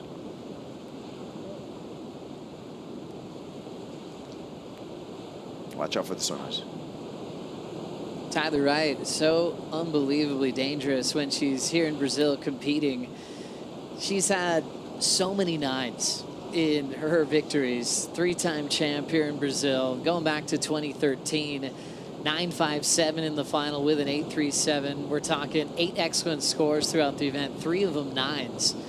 And she was able to repeat that in 2016, 8s and 9s throughout every round. And, you know, since she's had so much experience, we can talk about heats on a road to victory over classic names like Coco Ho, Malia Manuel, Bianca Batendog, Sally Fitzgibbons in the final. She's had Sage Erickson out here, Laura Enever, Joanne DeFay in the final in the past, and still so dangerous, picking up her 17th win of her career at Pipe to kick off the season. So she was able to go back-to-back with her world titles, was runner-up just a couple of years ago at this event, and it's always just felt really comfortable competing in Brazil. There's another surfer that has 3 wins in Brazil in the women's surfing history. That's Pauline Mensah. So Tyler trying to break that tie to be the best in Brazil. Numbers are in, Joe, from that last exchange. Last score for Tyler, a 4.67. Just a quick up and down as she's paddling back out. Last of Luana Silva, a 6.33. So the patience of Luana paying off, picking up a beautiful right-hand wall. And she has the best score of the heat so far. And Tyler in the lead. Yeah, Kaipo? Look what happened again. Priority switch. Tyler took that half-a-point wave. Priority now goes to Lulu. Lulu now has 18 minutes on the clock. Ample time. Set anchor. Be out there. You just need a 2 to turn the heat. What you really want is another 6 and close the door. So things are working in Luana Silva's favor in this heat right now. Little peak popping up. They're both going to paddle over this one. It was really great to see Tatiana Weston Webb once again in a CT jersey. Tati's hanging out with Rachel on the glass. I'm here with the super love Tati Westeneb. Tati, regardless of the result, the crowd loves to watch you, and so are we loving to watch you. So feel free if you want to say some words to thank the support of the crowd and whatever you want to say right now. Yeah, obviously, I chose to have this year off for a reason, but I felt like I couldn't miss this. It's incredible to have the support of Brazilian fans, and yeah, it's been such an emotional roller coaster. I was really happy with my first heat. This last heat, I felt like I was really light and airy and ready to surf whatever waves came my way, but it didn't seem that there was any waves coming my way, and when they were, Caroline had priority. So, you know, sometimes heats go like that, so I just got to take them as they come. But I'm really, really, really stoked to just have been a part of this, and yeah, thanks WSL for the invite, and yeah, it was nice to get on TV for like a week again. Agora, rapidinho em português. Tati, independente do resultado, assim, para a torcida é muito maravilhoso poder te assistir surfando, né? Então, fica à vontade se quiser dar uma palavrinha para agradecer e contar como é que foi essa bateria. A gente sabe que o surf tem dessas coisas. Exatamente. Como você sabe, esse ano, obviamente, não tá fácil para mim, mas como eu falei, não poderia perder essa etapa aqui, especialmente em Saquarema. Eu sinto em casa aqui no Brasil e obviamente eu queria surfar na frente desses fãs calorosos, né? É o melhor sentimento do mundo. Como eu falei, eu estava muito feliz com minha primeira bateria, mas daí essa última eu fiquei meio perdida e de verdade não tinha muitas ondas boas. Eu achei que as condições deu uma piorada legal e eles ainda continuaram rolando as meninas, que às vezes a gente não tem muita opção, mas acontece. Mas eu agradeço muito a WSL pelo convite, foi ótimo. E agradeço todos os fãs do Brasil, muito obrigada pela torcida, foi muito legal voltar de novo, mas eu preciso ainda um pouquinho mais de descanso, então eu agradeço todo mundo mais uma vez pelas mensagens positivas, mas agora é a hora de descansar de novo. Aproveita e descansa. We will always support you in and out of the water. So enjoy your time off and thank you very much. Thanks so much, Rachel. Great to hear from Tatiana Westenweb. Maíra, did you catch anything in there that you can explain for us that was in Portuguese? Actually, she made the same question, so she just said the same things, but it was interesting to see like how happy she is. And she said the only thing that I think she said different, it was that she still need some rest. She still need to travel a little more and feel free. Okay, yeah, I'm glad she's kind of doing it her way, because she's won J-Bay. She had the 10 in Tahiti. I'm ready to just put her back on the rest of the season. But, you know, Tati is doing what she needs to do, and I love it. She's going on surf trips with her husband and her friends, and she just absolutely deserves it. As we wish her the best of luck for some really fun waves for the back end of the year, and we'll wait for her plans for the following season. Quarter 2 is still led by Tyler Wright, but Lulu does have the best score, only chasing a 2.01. We'll be right back.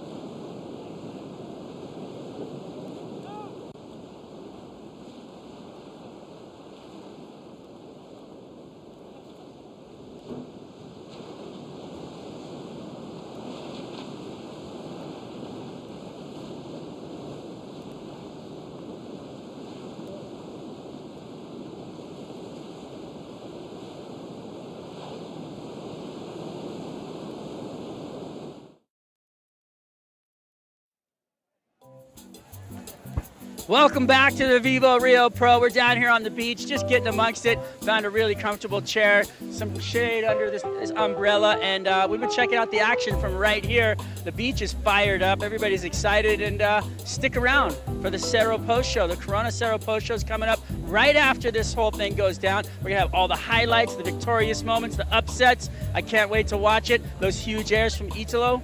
Don't go anywhere. We'll be right here, chilling, ready to watch it on the big screen right behind us. Can't wait. Cheers. Cheers, bro. Saúde. Man, you look comfy down there. I am jealous. Best seat in the house. Strider gets invited everywhere with fans to watch pro surfing. He found some great ones right there. And great reminder, Corona Cero breaking down all the action on the post show at the end of the day. Yeah, and look this, Joe, just a regular Thursday here in Brazil. There's no holidays like it was last week. I mean, crowded, everybody is so passionate for surfing here. Gosh, that's our favorite part of it. You know, as soon as we arrive in Saquarema, high fives are given, people are telling you who they want to win, and they get so excited to watch it from round one, heat number one. And oftentimes you'll see the same faces on finals day. I get excited for Dosa Praia. Picanha that's really what first stop. Really good restaurants in Saquarema. Nossa Praia is wonderful on the other end of the beach, and they've got great picanha, frango, which is great, feijão with a farofa. Yeah, oh my Brazilian gosh, food. I'm getting hungry already. Rice and beans. Yes, the rice and beans is a tradition. Yeah. But then with the farofa, can you explain that? Because I'm not even sure how to explain it, but I put it on everything. Oh my God. It's like a powder. It's like a, yeah, it's like a dough. Like Right. sometimes we make out of bread. You can, and also you can make from mandioca. There's many kinds of farofas actually. Yeah. And I'm a little embarrassed. I haven't had an acai yet since Oh I've been my here. This God. trip. But gosh, that changed the world. You can find an acai bowl everywhere on this planet. Quarter three is about to start, so we will send it to Paulo Issa downstairs.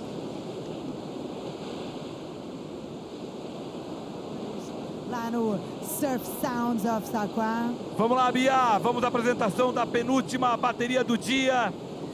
Atual segunda colocada no ranking do Championship Tour. 2 vezes vice-campeã em etapas de CT esse ano. Alcançou feitos históricos como nota 10 em ondas pesadas, como em Sunset, no Havaí. Nascida em Terrigal, New South Wales, Austrália. Uma salva de palmas para Molly Picklum! Tá aí a Molly se preparando para essa bateria. Vai enfrentar agora uma atleta que é atual top 10 do Challenger Series. Campeã sul-americana júnior em 2024. Terceira colocada no Mundial Júnior de Surf em 2024 nas Filipinas. Um dos grandes nomes do surf sul-americano. Uma salva de palmas para a peruana, Arena Rodrigues. Tá aí representante sul-americana nessa bateria. Uma salva de palmas, portanto, para Molly Picklum e a Arena Rodrigues do Peru. Buenas sortes, buenas olas. Podem ir para a água. You can go to the water, ladies. Thank you very much, Paulo Issa. He has been in the tower for decades, calling huge events in Brazil. I remember meeting Paulo, gosh, maybe in 2007, calling big events in this part of the world. Great guy, great human being, gets the crowd fired up for the next heat. It's a big one for the world title race. Molly Picklum came into this event, world number 3. Live ranking, she's moved up a spot to world number 2. Katie Simmers down to world number 3 since she was knocked out in the elimination round. Luana Silva's looking for the lead on this one. Nice fading cut back, always smooth in her approach, which is hard to do in the bump here at Saquarema, but she's got the rhythm to find a nice clean finish, and Lulu has just taken the lead over Tyler Wright Maeda. Yeah, very well timed this way for Luana Silva. She kept being patient, chose a nice wall. Really like it. And we haven't seen her ride a wave since her 633, so patience still paying off, Kaipo. She went through the P's there. She picked a good one. She positioned herself, paddled into it, performed, and most importantly, she she used priority in the proper time. And so that is a heat turner for Luana Silva. You can see it right here. Again, just that upper body leading. And like you said, Joe, difficult water, that little extra snap there on that one. But this is the important part. This is the moment of truth right here. Getting that finish, tying a bow on it, wrapping it up, and turning the heat. Lulu, very selective, throwing down some clean lines, Maida. Yeah, I really loved this combo right here. And I mean, when the conditions are like this, you gotta be patient. It's just about wave selection. We talk about having a great style in surfing, no matter if you're competing or not. You know, it's celebrated, it's heralded. People always dream of having a style that maybe the next generation would really love to look up to. As far as Lulu's style goes, for me, it's maybe the best on tour. I agree. I agree. And flow is in the criteria, not necessarily style, because style is subjective, but I think the way she surfs is aesthetically pleasing. Here's Tyler. Tyler, one of the most powerful surfers on tour, two-time world champ, starts off with a nice redirect in the pocket. Nice carve again. Got a little bit caught behind there, but she'll get into that little river rapid end section. See if she can create something right here off the top, and she ends up incomplete. So Tyler needing to bounce back there. Lulu hasn't had her score yet, but she definitely moved into first. So that was an important ride for Tyler, right, Maida? Yeah, it was. Unfortunately, that wave didn't offer too much for her. Like, it was really flat in the end. But the first turn was nice. Let's see it again on the replay. What'd you see, Kaipo? I saw that tail throw kind of threw her off a little bit, but this rail catch is what cost her.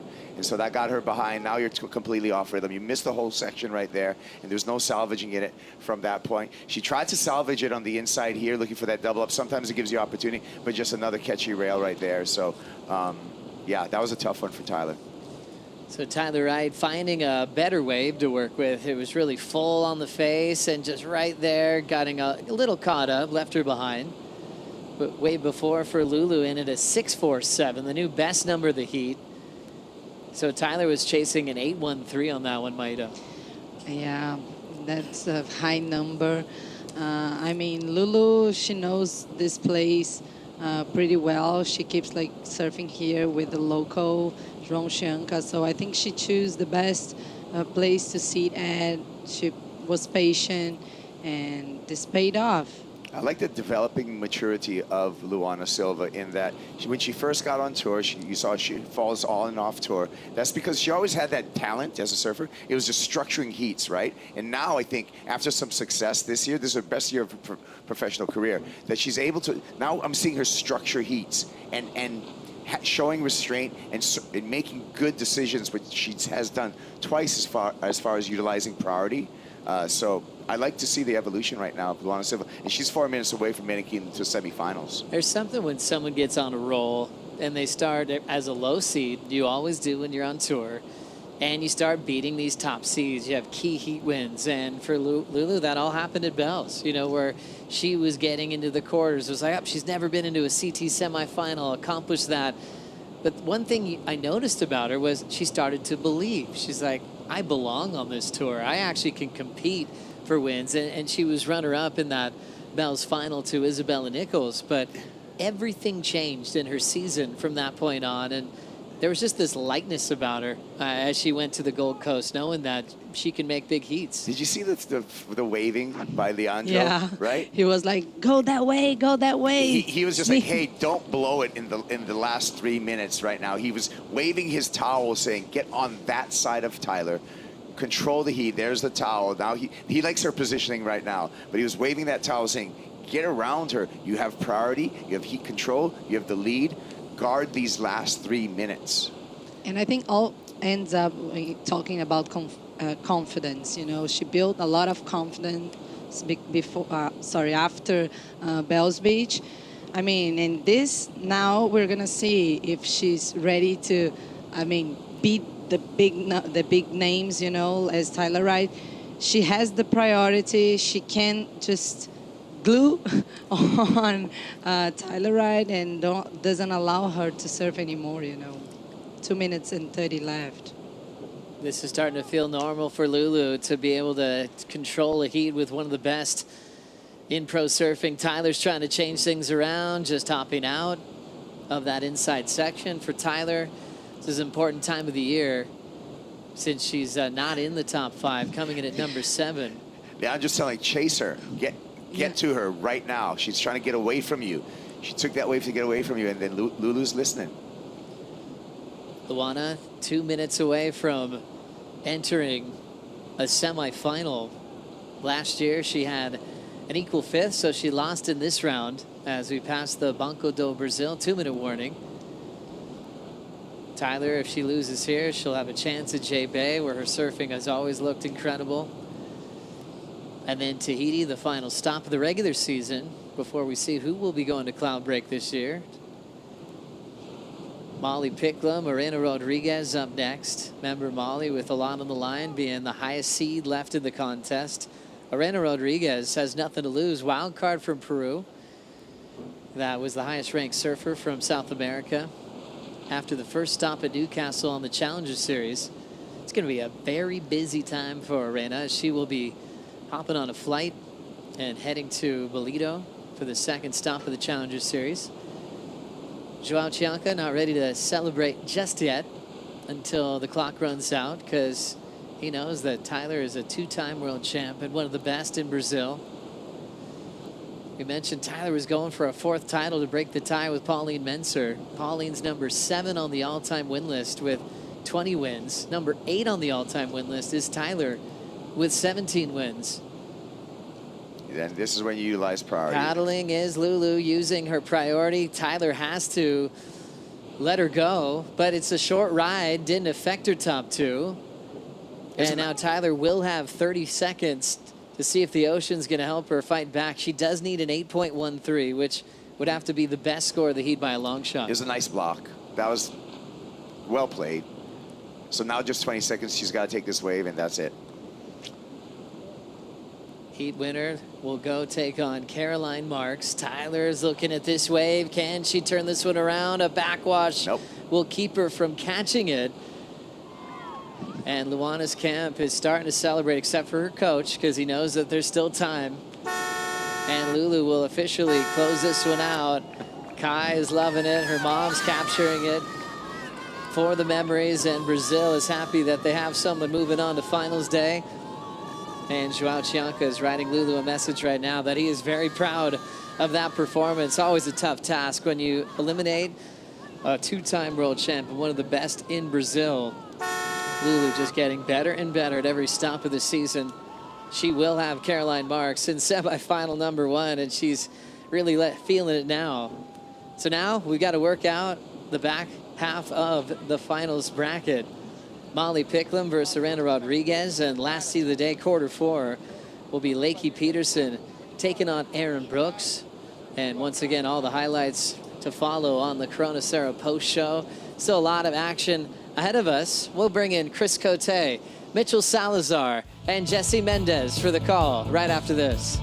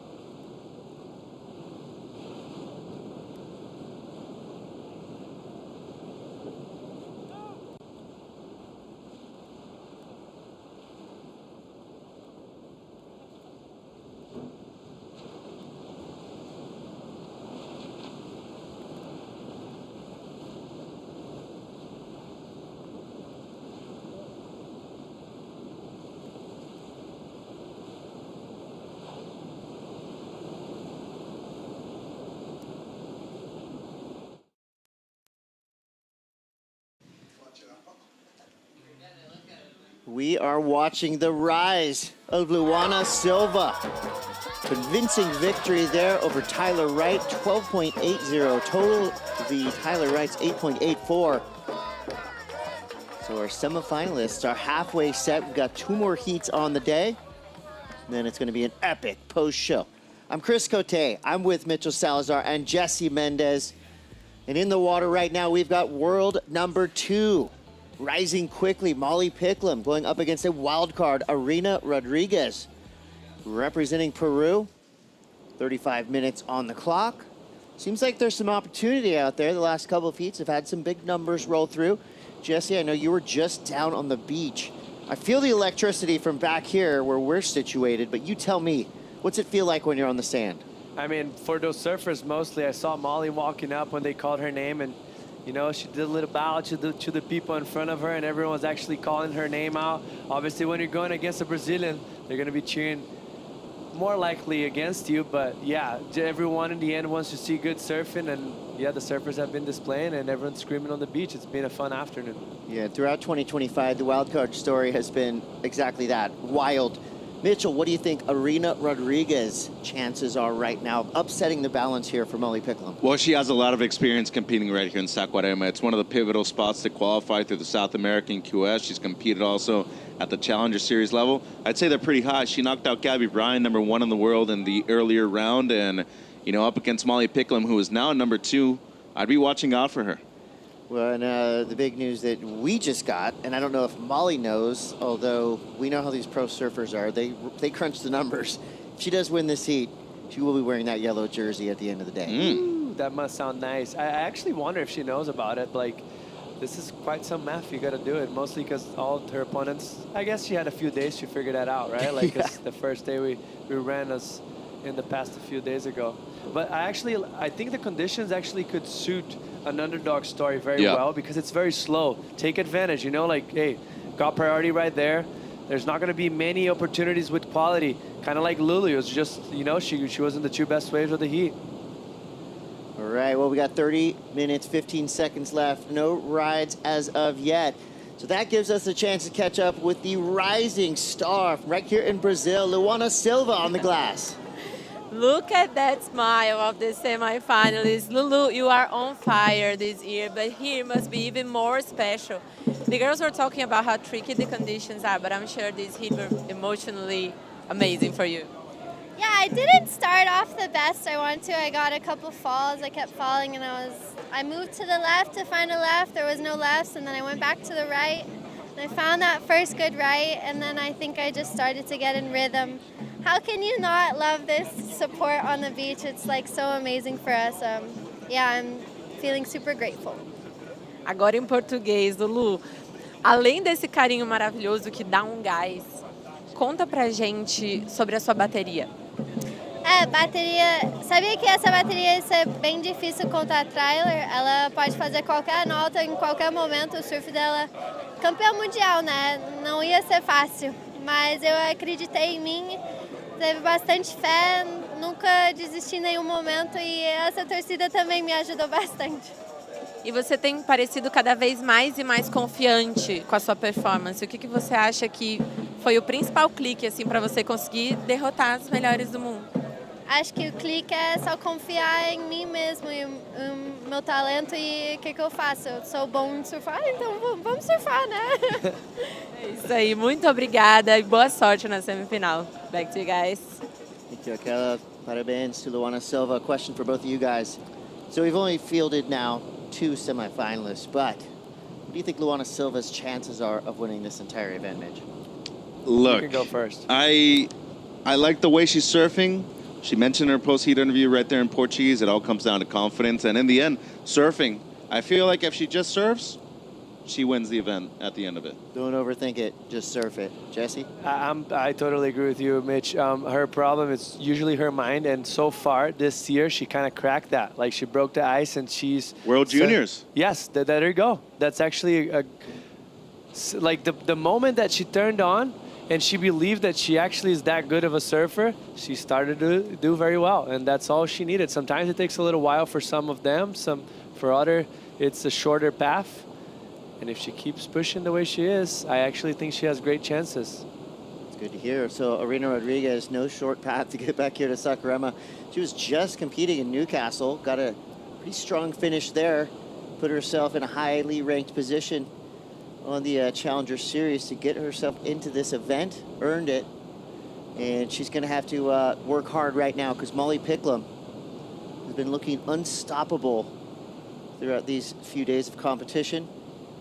And with that, with that now vision that she has to the very top of that final 5 rankings, I mean, this is going to be a really interesting heat for both these surfers. We're down to 27 minutes to go here. I haven't really seen anything come in of note yet, but I do like to see these surfers kind of jockeying around for position. I know for some reason you really want people to like get into it today, but no, for Molly Picklum, look, she's always made it to the finals in a good position, but she's never qualified in the first or second spot. Major difference when you do that. You already see conditions early on. You see how people are competing, and especially in Fiji where it's a heavier wave. She's won in those types of conditions before. I'd love to see her either be the number 1 or number 2 seed. I'm with you, and I actually personally think she's the best backhand two-brider on the woman's side. So if we do see, which the chances are pretty high, we have 10 days waiting period for a 1 day of swell only, so the chance of us getting very good waves there, or damn, we're just going to be watching, it's pretty high. So I think she's the one to take it down. All right, so there's some big words there for Molly Picklum, and every one of them was right. She is a threat in waves of consequence. I mean, she proved she has tons of grit. What'd she say this morning? Yesterday, she was the only one to paddle out. An Well, hour and a that half. is one of the only ones to paddle out. There was a couple quick paddles. She but stayed out Molly longest. She put in the work. Yeah. And it was solid. I mean, Kaipo called it 18-foot faces. Any women's though? I mean, she was out there by herself for 2 hours. Yeah, basically, that's doing when- laps though. And I was tripping out. I was going, oh my gosh, that was so wild that you did that. She was like, what? It's another day at the office. No worries. So there you see the rise of Molly Picklum. She went up from 3rd to 2nd already, and those grayed out names, they are out. So we could see a total flip of the final 5 rankings. It's not over yet. We got J-Bay, we got Tahiti after this. But there could be some leaps from Caroline Marks, from Lakey Peterson. She's coming up next, going up against Erin Brooks. Got Luana Silva. If she gets a win here, I mean, she could climb well up the rankings. There's a lot of math to be done here by the end of this event, but I think we're going to see some new names in that top 5 picture. Yeah, there's a lot of separation between number 3 and number 4, though. Simmers and Sakura, but Molly Picklum has a chance to move up into number 1. Big shout out, though, Erin Brooks. Watch out for her. She makes a run at the end, especially having won Fiji last year. Coming up in the next quarterfinal, Chris, going to be a fun one. Yeah, that last heat of the day is going to be good. The problem right now is the waves have definitely chilled out. The waves are experiencing happy hour right now. Don't they say are the R word. relaxing. No R I'm word. not going to. Don't say it. The waves are Don't resting. even think about the it. waves are resting. Don't even think about it. The waves haven't retired yet. We've got 24 minutes, 13 seconds left. And this just builds the tension. If you're Molly Picklum in the water, I mean, I would venture to say she knows what's at stake here. And of course, every championship tour surfer, male or female, knows full well what these wild cards are capable of. This is just adding to the tension, building the drama of this heat right now. And for Peruvians, they've always had to come through Brazil when it comes to qualifying. Yes. And it's a really dangerous and difficult region. You talk about, Miguel Tudela, Sol Aguirre, Daniela Rosas, Arena Rodriguez, she's been there for a number of years too. She made it to the semis at World Juniors this year in the Philippines as well. That kind of started her year off. WSL South America Junior Champion, but she's had an excellent career and still very young, Chris. I mean, in her first ever CT event and beating world number 1, I know it was a grindy heat, but that still means a lot.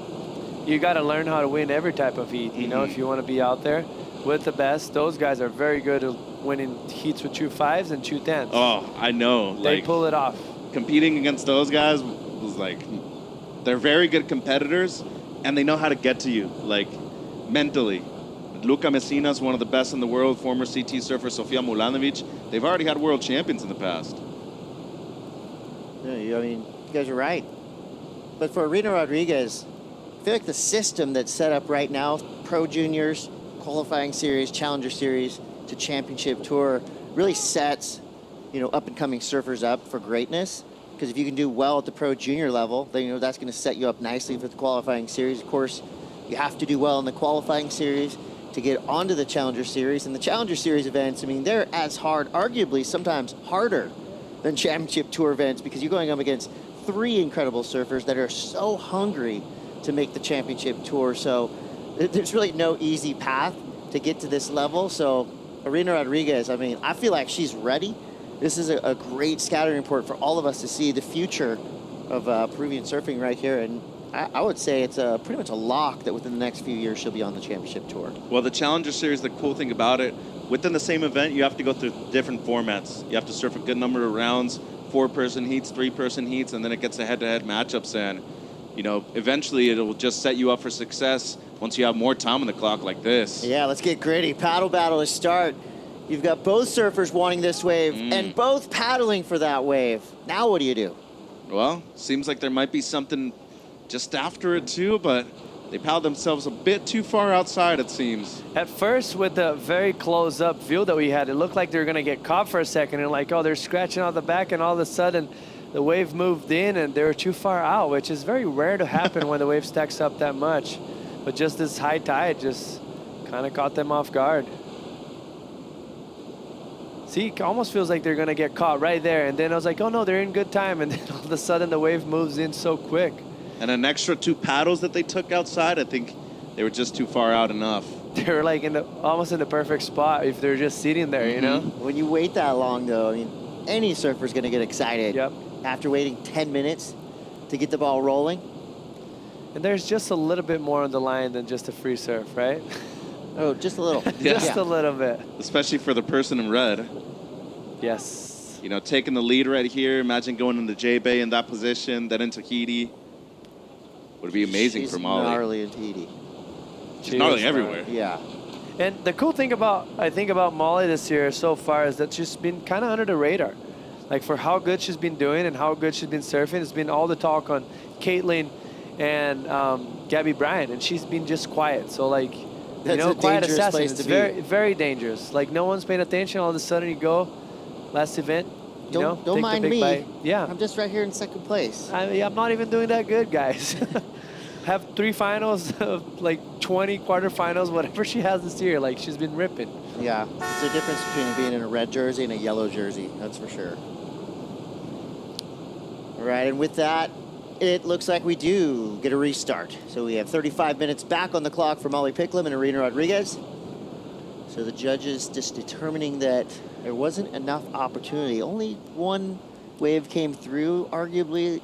Yeah. Could have been in position for it, but, That's the argument that you can make against it. but we want to see more surfing. The word you shall not mention had to be mentioned right now. Well, now The we have restart. to mention the restart. Well, brand new 15 minutes or 35. They got the aggregate right there, but all in all, I think they did it more than anything due to the importance of the heat.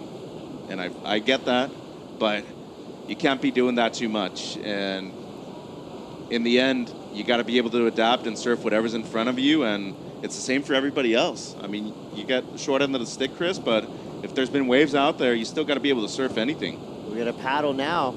They're just out of position now, it seems. Too far outside. Maybe the second one. Looks like stacking up a bit more. It's going to be a fight for this first wave. That we know. See, once again, too far out. Ooh, and that looks like those good double up Yeah, rides. there was a really good ride on the first one, too. Yep. So what is the current doing at this tide? Because the wind looks like it's gone back offshore, which is going to hold these surfers up a little bit when they're trying to paddle into waves. But is the current now wreaking a little bit of havoc on that outside section? I don't think it is. It's It their doesn't seem fault. like. I think they just paddled themselves too far out at the beginning after that first wave that they missed. And now they're just, trying to play cat and mouse out there. Nobody wants to give the inside. And yeah, that's the problem that I was just going to mention, Mitch. Like, how important it is. That first. well, look at them. I mean, they're right next to each other. And there's not even approaching right now. I don't blame them. Been there before, done that, and it's part of the game. You have kind of, if you're Molly, you want to apply pressure on your opponent because, she's a wild card. Hasn't been too much in that situation before. And then the other way around is just, the kick's there for you to take for Irina. And she wants to show the world that she's capable of. It's just the nerves just get to you. Right. Well, we're going to go back to the waiting game now for a little bit. Well, while we wait, we've got one of our crew members in the activation zone, probably having some fun right now. Who are we looking for? Hello, guys. I am in the government of Rio de Janeiro activation, which is good because they are a proud supporter of the VIVO Rio Pro, and also they prepare something fun for us. This toy box machine where we can try to be lucky, get the line, and try to gain some fun prizes. And I'm gonna try. Let's see if I'm lucky with you guys. Let me see what I can get. Maybe this eco bag. Ui. I know. No.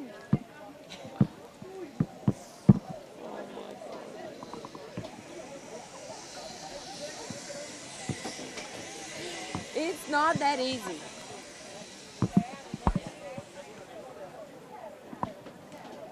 Yes. Let's go. Woohoo! Yes, guys. I got a eco bag, which is a bag full of things. Thank you very much. And you also can get lucky, get in the line, and get your prize. Back to you guys. Oh, thank you, Akel. No restart needed there. She got it on the second try. I don't know if I'd want to, go to the arcade with her, though. It seemed like it took her a couple of tries to be able to get the prize right there. She got it, the eco bag. That's true. So much fun to be had here on the beach. And I said it earlier today, this is the most fun stop on the championship tour just because of the energy on the beach. It's not that fun right now if you're Molly Picklum or Marina Rodriguez because they just tense. been right on the edge of catching these waves. And are they still out of position? Are they in the zone? It seems that way. I mean, they're just so concentrated on wanting to get the first wave amongst each other that they're not even focusing on actually surfing. They're spreading out now. The jig's up, all right? Separate, go back to your corners. Break it apart. But as soon as you said that, you kind of look back and it looks like there's something happening. Look, they're moving back towards each other. This strange little double-up situation. I mean, potential to move to the inside and at least get a score on the board. Oh, well, here's another thing, too. To Jesse's point, yes, she hasn't had this experience in head-to-head matchups at this level before. You already beat number one. What if you take out the other person's looking to overtake number one? Like, it was a big deal, her taking out Gabby Bryan the other day. She made the news in Peru. I mean, sky's the limit for her. Imagine if she wins the event as a wild card. Like, that would be a huge deal for her, especially in South America. I mean, Gabby Bryan's watching that right now. Hey, you took me down. Now you got to do me a favor and take my opponent out, you know? Don't just beat me and then go away. Like, you got to, make it worth it. It's funny how the fandom can flip quickly. It's like that in every sport. We've got 29 minutes, 30 seconds to go. No waves ridden yet. Slow burn here in quarterfinal heat number 3. But now opportunity is knocking. We got a paddle. We got a rider. Marina Rodriguez. Up and at it. Nice little snap there to start on this wave. She's going to have to go straight here, figure things out. So faded right on the start. Now she goes to her backhand. Nothing easy about this wave. So only one turn, but guess what? We've got a wave ridden. We do, and, should be a decent start. Could potentially be a counting score by this heat standards at the moment. So 28 minutes on the clock. I don't want to jinx it that way, but given, the 15 minutes that we had for the restart and now the first 7 minutes of this heat, could potentially be something that you're actually keeping in your scoreline right here. Yeah, I agree. But I feel like now with the priority being set, like both surfers are going to kind of play their own game at least a little bit more, have more freedom. But this is a great turn for her. Like a lot of spice. The section was gutless, and the rest was just, whatever she could get extra. 0.1, 0.2, wiggling around those turns. Just the wave was very flat. But she's looking good on top of the board. Yeah, 100%.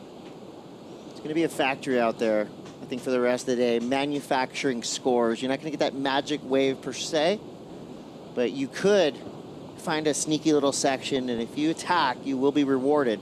Surfers have to adapt. The judges adapt as well. So the scale, totally different now than it was earlier this morning. I think, Chris, mostly after the like with the restart, they realized, oh, it's really slowing things down. As much as there was those opportunities, but we've seen it 1 in 15 minutes of that one set that rolled in. So it's on the back of their head, knowing that, like, you know, conditions, swell's losing power, water's moving in even more, so the waves are losing a little bit of power and juice. I've covered and surfed in events where you start at the crack of dawn and you're finishing literally when the sun is about to set. So that's what's happening today? No, I was just going to mention Arena coming from more of a QS side on the Pro Juniors. You don't She's have the used to it. luxury. Yes, exactly. You don't have the luxury of having all these restarts and stuff like that. You paddle out, Beach Marshal's telling you, you got 20 minutes, top 2 scores, you either make it through or you go home. It's as simple as that. And every now and then you have to tap into that kind of mindset to be able to make these grindy heats. And definitely not 20K in her pocket. That's another part too, you know? So yeah, like you mentioned, that's a good call. She's used to this grindy conditions, and it looks like she's trying to make the most of it up and riding. All right, this is actually a much better looking wave. Rodriguez showing some spark on that first turn. Tries to fight around that chunky section. She goes down. Nicely done on the start there. I mean, if you think that other wave was a 3, that could be a 5. Larger wave, bigger section, definitely something, as you said, a bit spicier, and I really like the one spike outside 2 double up here on the inside, Chris. Go again. Why not? When opportunity knocks, answer the door. So Rena Rodriguez, now we'll be waiting for 2 scores. Don't think that one's going to factor in. There's your Luis. corner right there. Yeah. Boy, he was loud the other day. Well, it helped. It definitely did, huh? Did something. You know, Rena Rodriguez is super talented. We've seen her in all types of events. Pro Junior events, And qualifying series, ISA events. She's a rising star in Peru and now on the global scale. I think that's her best chance. Apply pressure early on top of Molly, make Molly think too much, make Molly sit for too long, because obviously if Molly would be very dangerous if she gives herself opportunities. So make her overthink it, and she's capitalizing on the opportunity she has, and let's see how it's going to pan out. So Rena Rodriguez, second wave comes through a 4.17. Not a bad start. I mean, you look at Tyler Wright's final number, 8.84. Luana Silva won that with a 12.80. Moreno sitting on a 7.17 total. I mean, that 4.17 would be a pretty nice and tidy backup if she can get herself a 6 or a 7 right now. Yeah, you get into the double digits, your chances of making it out of this round at the moment are very high. And at the beginning of the heat, you asked me, what are her chances? Case in point, you come through the QS, you come here many times, and at different levels too, you've progressed already. And with that experience of having made the semifinals at World Juniors and now the quarters at Newcastle, completely different person than she was at the beginning of the year, Chris. Well, and I think that, you know, it would be easy to be intimidated by Molly Picklum. Everything she's done in the past few years, you know, she's definitely one of the world's best. But I don't think Arena is bothered at all. I don't think she sees a face. All she sees is a jersey color. And so far, it's been working for Arena Rodriguez. Tide coming up. The wind has definitely clocked up a couple of knots too. Conditions way more challenging. Backwash is definitely intensified, and with the swell dropping still, you got to be going out there with the kill or be killed kind of mentality, Chris. Are you the hunter or are you the prey? Looks like red. It's a good wave too. Yeah, that looks like a decent wave. See if she's in the right spot. Perfect takeoff zone. Gets around this section. Maybe just a little behind on the takeoff, actually, because this wave has kind of gone flat. She makes the most of it. Slashing turn there. And you could just see in her body language that there was so much excitement right on the takeoff. Was she a little bit behind, or did that wave just run away from her quick? Yeah, it was definitely one of those runners, as you said at the beginning, but I feel like if she would have just been maybe a foot or two over, she would have been in prime position for that first section. I'm really interested to see how much they score this wave, just because the rail turns were really nice, but they were really flat sections, and in comparison to even the 3, I feel like Arena has been surfing a touch above so far in the sections that she's really been going for it. Yeah, she's definitely more on the criteria. Obviously, flawless surfing for Molly, but like you mentioned, just look how flat the wave is. Like, she has to cut that one short. Second one, she's engages the rail a little bit more, but just the wave is gutless. There's nothing in front of her, no criticalness. So that has to be below the 3.0. But this is a clutch moment of this heat. Like for Arena, she needs to come on a decent, good wave now to apply a lot of pressure on top of Molly, and that's not what she should be doing right now, because she had the opportunity to just kind of run away for a moment and put a lot of pressure on top of the, you know, potentially #1 in the world in a few minutes from now. Road to nowhere on that wave for Arena Rodriguez. Both surfers making their way back to the takeoff zone with 22 minutes, 25 seconds left. Molly Picklum would need a 4.67 at the moment. Wow. Golden hour is almost here, but it doesn't matter because we've got a heat and a half left. 22 minutes left in this quarterfinal heat number 3. After this, Lakey Peterson and Aaron Brooks, world number 8 and world number 9. That's how you want to end your day. Yeah, and Aaron Brooks, Critical former heat. champion here. All right, update. This is the last heat of the day, folks. We can do that. We can adapt as well. So, yeah, with that heat restart, it just put us over the edge of daylight. So happy hour is going to come a little bit quicker than we expected. So We won't Lakey mind that. Peterson, yeah, Lakey Peterson and Aaron Brooks. I mean, good. Let's sleep on it. We might have to wait a day or two for that heat, and that's fine because the anticipation is building. We still have work to do here. Arena Rodriguez in the lead, representing Peru, going up against Molly Picklum. Ira Kanji from Team Australia. Arena with the edge for now. Not by much. Molly Picklum eats 4.67s for breakfast on the daily. That's a really low number by her standards. And I like the point that you bring up that she's always been the person at the top of the rankings, but she still hasn't won an event this year. I was about to say, watch this, but that wave was fighting Molly the whole way down.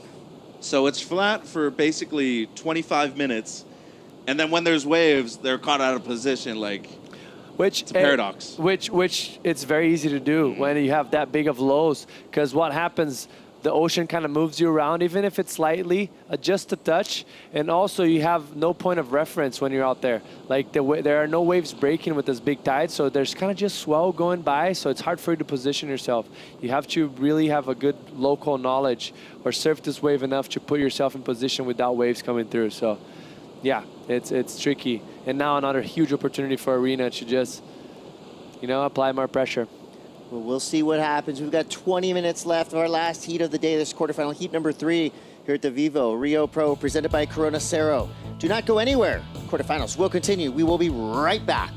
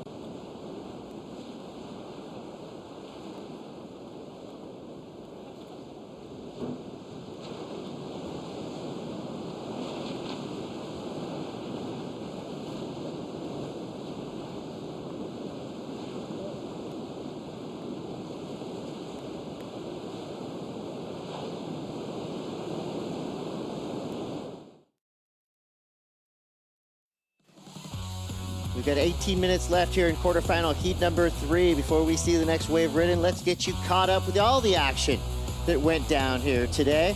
We're going to start off with men's elimination round. Our excellent scores, Ethan Ewing putting on a clinic of precision rail work. What a way to start our day. And then, of course, Iago Dora went nuts.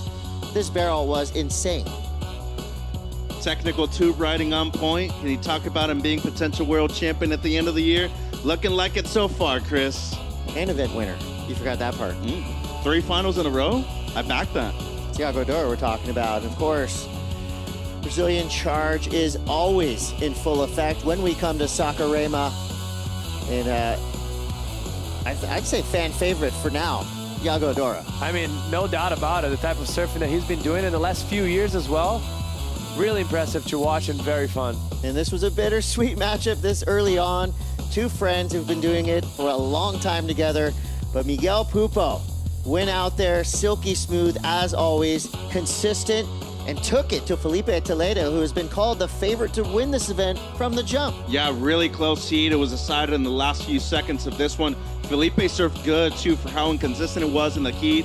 Had to swap boards, but this wave literally in the dying seconds, Miggy's into the quarters. Just to mention, too, without priority, like Felipe was trying to paddle over to the right, but couldn't get there in time. And it was just behind the lump, and Miggy paddled to that wave pretty much by himself. And was able to get this emotional finish right there. That is a dramatic, amazing moment, especially for friends, fans, and family, Miguel Pupo. But watch out, the Italo Air Show was on, starting with this one, blasting to the moon and back, full backside 540, straight to the flats. He wanted the 10, he got a high 9. Well earned on that one. The perfect air, the perfect landing. Crowd went nuts. He actually went into the crowd and did some crowd surfing while surfing the heat. And still the best wave of the event so far for Italo into the quarterfinals. Last year's defending event champion.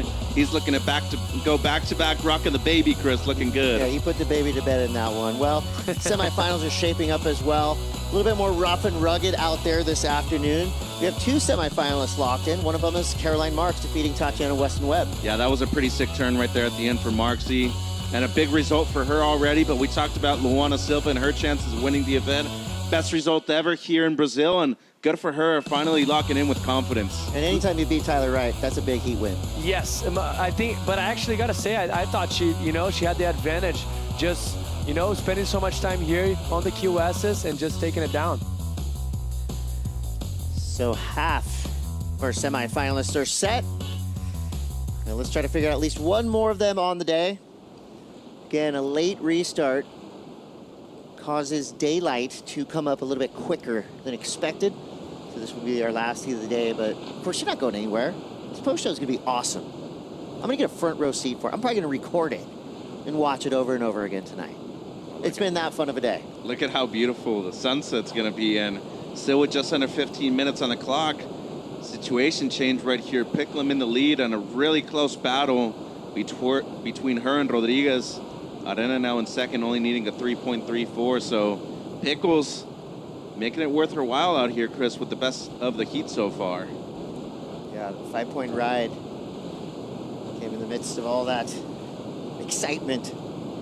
Breaks and replays, catch-ups. The Cero post show will be coming up after this heat. It's going to be a fun one. Are you guys on the post show? You we two? might be. Kaipo? We might be. Sneaky peek. Okay.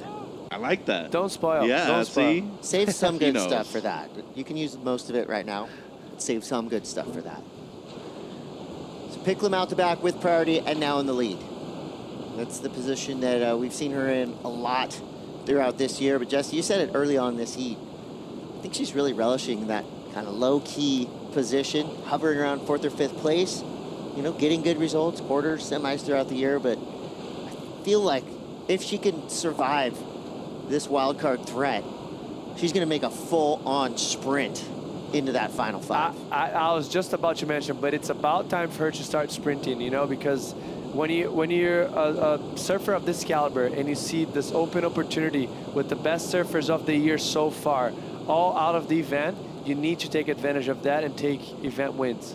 You have to. If you want to be a world champion, you need to. And you usually see people doing that. The best in the game, they usually take advantage of the opportunities they have, and this is one of them for her. Obviously, we have amazing names still in the lineup, and in contention on the heat 4, obviously Lakey Peterson and Erin Brooks, but so far this year, the best of them are out besides her. Yeah, I mean, a huge opportunity, of course, for Molly Picklum, but then you think of Lakey Peterson, Erin Brooks, Caroline Marks. I mean, this door into that final 5 picture is not just cracked open, it's wide open. It's blown off its hinges. There's room for more in the final 5 picture. 12:43 to go. Looks like a set rolling through. Picklum's in a good position here. She does have priority. The nerves of steel that you see in all these elite level surfers, it's just incredible. Paddling in this wave, knowing what's at stake, smashing it, riding down clean over the backwash. You can tell she's grabbed that momentum by the reins, and she's running with it now. Super messy wave, but real sure and steady on her feet. Very difficult to surf with all the backwash too, moving up. And Arena now with the response. So Arena, the quick snap and out. About to say, you know, what Jesse was pointing out, and sometimes it can be obvious, other times, especially with this big of a playing field, it can be super deceiving. And be thinking, oh, the peak's breaking at the same place the entire time, at the same pace too. Look at how much it changes paces throughout the entirety of the wave. It goes fast, real slow. You have to regain speed right here again. And look at how fast this thing stands up on the inside once again. You don't have the right amount of speed. There's no way you're getting to that section in time. And good work from Molly Picklum just to be able to get that board into the lip line. Not easy. Smart surfing right there, trying to get rid of a 2.5. Feels like she did. I mean, all the work that she put into that wave has to be rewarded. Yeah, she definitely will take that 2.5 out the window. And just notice, that was a good angle for us to see how much her board is shattering. And that's all because of you know, the refraction of the wave and the water coming out. And you can see in this angle very well. Like if you go a little bit to, you know, the middle of the beach is going to be nice and clean, but just because of all the water exit towards the corner of the beach here at Itaúna, it makes things much trickier. And she did it very well to manage that. Well, it's 4:42 standard time here in Saquarema. 10 minutes, 40 seconds left. Tide has peaked. Right around there, yeah. Well, like Blondie said, the tide is high, but I'm holding on. We got 10 minutes left. Molly Picklum does drop the score. Well rewarded, 5.5. That is just pure grit and steady-footed surfing. That wave was doing everything in its power to knock her off her board, but she made it look easy. Well, if you look back to the 4.17 that Arena had in the 3-point ride, that first turn of her was more critical, and she was able to combo it up. Arena had that one turn, and then on the 3, she had to kind of milk it, something that had no substantial, and the 4.17, and a better turn, but it just died out after. So she was able to combo it up with that first aggressive one and finish it off strong. So well deserved for her, and now, you know, table has changed. Now it's a very tricky moment for Arena because she needs a decent score for conditions that we have on offer. Yeah, 6.33, pretty big number. She could chop that in half in one way or the other. But for Molly Picklum, I mean, she's got to be proud of what she's done. She's really had to earn every bit of the points that she's had. 100%. And coming into the event, out of the top 5 men and top 5 women, there was only one on each side that hasn't won an event so far in 2025. Kanoe Igarashi on the men's side, Molly Picklum on the women's side. And if there's one great thing that I truly feel about the Lexus WSL Finals, it forces you to have to win at least one event per year to become world champion. Because I don't agree of somebody becoming a world champion without winning an event, you know? And now you have to fully win that last one to be able to call yourself that, Chris. Well, I think, you know, with the big announcement, the biggest announcement probably in the past 5-10 years, that the tour was basically going kind of back to how it was, to how us stubborn, you know, sentimental surfers always loved it. There is also a couple tweaks that are going to make it even that much more exciting. That's going to be in 2026. So I think it's pretty cool that we get one more chance to watch the Final Fives. It gives us the opportunity to celebrate it a little bit. Fiji, too. And it's going to be super fun to watch. We know that. And that champion coming out of Fiji, the champion man, the champion woman, is going to have had to done something really miraculous, really special to take out that event. Because we know, Jesse, you said it, 10 days. We need 1 day. We're talking Fiji. The Come best on. personally, I think that's the best wave in the world from 1 foot to whatever, how big it can get, because that wave can get to 30 foot. And Bruce and Andy showed us that there's no difference backside, frontside. I mean, I don't think anybody has an advantage out there these days for these surfers on tour. Yes, I agree. Obviously, you have to narrow it down to the quality of surfers that we have on tour. I agree with you. But it's very hard to get backside tube riding. Those guys make it look easy. It's kind of a high and tight tube compared to a chopo or something where that's a tube. Seems like Cloud Break, you know, in Fiji is a barrel, but it's also a lip you can smash. I mean, if you're brave enough, if you're good enough, you have enough skill. Most of the time I see normal surfers out there and it's a race to the shoulder. 'Cause it's by no means a perfect wave. It will smoke you, no matter who you are. It has different pace too compared to pipe or chopo. I'm not saying which one's harder or not, but that, like you mentioned, some of the barrels get high and tight and then run very fast and then slows down, opens up. So it's a pretty fun wave. All right, late drop here for Reina Rodriguez. Maybe just a little too late. Does find some open face, but it is a whitewater rapid in front of her. She's gonna stick with it. It would be fun to see the surfer's eye view as they fly down the line. I'm sure that one was a little bit frustrating for Rodriguez. The 4.17 and a 3, still in this, needs a 6.33, but time is starting to wind down. Yeah. 6.5 minutes left. And this ain't the score either. And, you know, just talking to her coach, Luis Escudero, the other day, they worked out a real good strategy for how conditions were in the elimination round heat. But it seems like this afternoon, got caught in the game plan of Molly Picklum, wanted to force the issue at the beginning of the heat, got the restart, and now, after she's lost the lead, she's really struggled to find a quality wave. And once again, this ain't going to be even close to the 6.33 that she needs. Luckily for her, still 6 minutes on the clock, but you're looking for the best wave of the heat. And considering the 5s that we have for Molly Picklum in this sense, it's a really big ask. Yeah, you don't want to, you know, throw your career just based on luck, because you need to kind of make the right decisions as well. And so far, she started off very strong, which I thought was going to kind of lead her to a very good rhythm of a heat. And then those 2 mistakes of going into 1.17 and 0.37, wave 3 and 4 kind of just, you know, set up Molly for success. And as much as Molly hasn't done much, just, you know, just being the best surfer of the heat so far. Golden hour is truly right around the corner. 5.5 minutes left. Those people ever get tired playing Alchinia? No, these fans on the beach are super athletic. None of those balls have touched the sand. Since we started the contest. They're dry. They have not hit the sand. It's kind of like the modern version of the Zohan. The Zohan, the movie?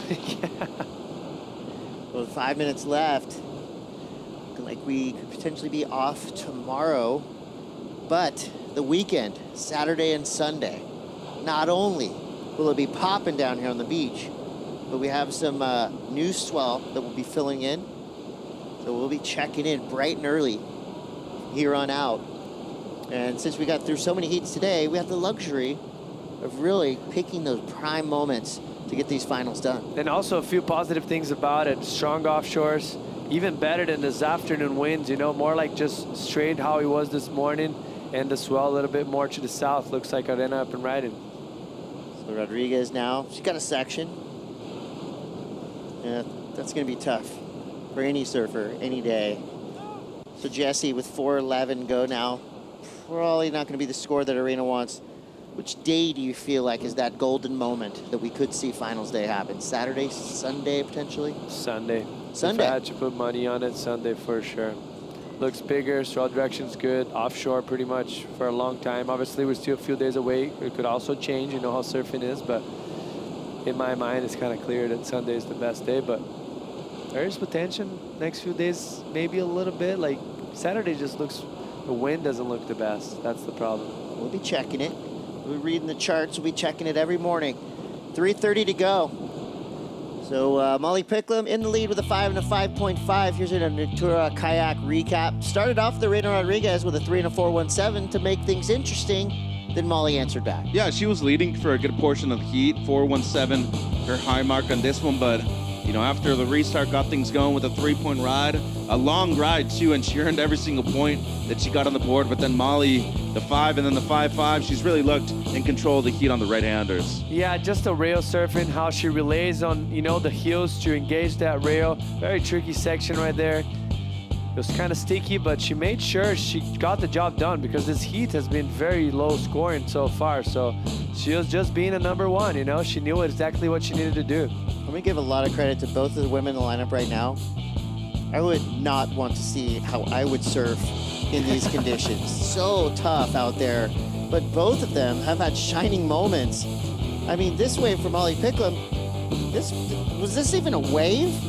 And she got the score, 5.5. I mean, she got the best score of the heat. It was full commitment, so much skill. It's a different, it's a different look, right? This is how a lot of these surfers made their way onto the qualifier series, into the challenger series.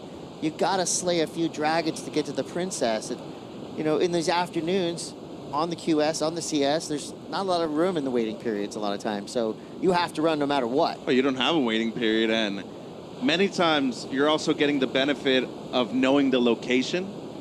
Regional QSs, you know what's going on at that location. You've probably competed there before.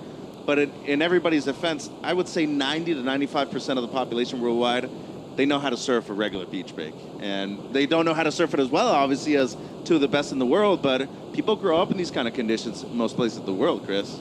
I mean, the comfort level that you're seeing right now between Molly Picklum and Arena Rodriguez is pretty awesome.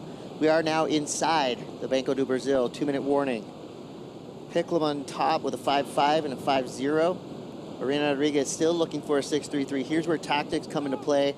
Molly's sitting in a great position right now with priority. She's not going to leave Arena Rodriguez's side. Yeah, she shouldn't. Yeah, don't do it. Yeah, I mean, if they're already playing cat and mouse in the beginning of the heat, imagine now, it's, you have to. It's just part of your work. Could be some opportunity out the back. Here's we're going to see where these defensive tactics come into play for Molly Picklum. Positions herself on the outside of this right. She's going to let Rodriguez go. Didn't like the look of that wave. Oh, for good reason, too. Yeah, that's a foil wave. We like foiling, Mitch. We do. Get him better at it. Okay, here we go. I love that Rodriguez is not giving up. A for effort, big time. Talked about the youth, the experience, what she's going to carry from this event too, beating #1 in the world, surfing 3 heats within your biggest event so far in your career. Good milestone moment right here for Arena. Cool to see her in the event, but Pickles, seems like we're going to have a new world #1, Chris. Oh, get that yellow jersey ready. That'll feel good for her. Victory lap. Yeah, I mean, that's pretty unique to get the yellow jersey mid-event, too. Heading into the semifinals. Wait, could she, though? Wearing what's now going to be her favorite color. Would she be wearing on the semifinals? No, not yet. We're gonna put it on ice for her. It will be waiting for her in J-Bay, so it's a figurative yellow jersey. In her mind, it's yellow. My bad. I misinterpreted. No, I didn't know either.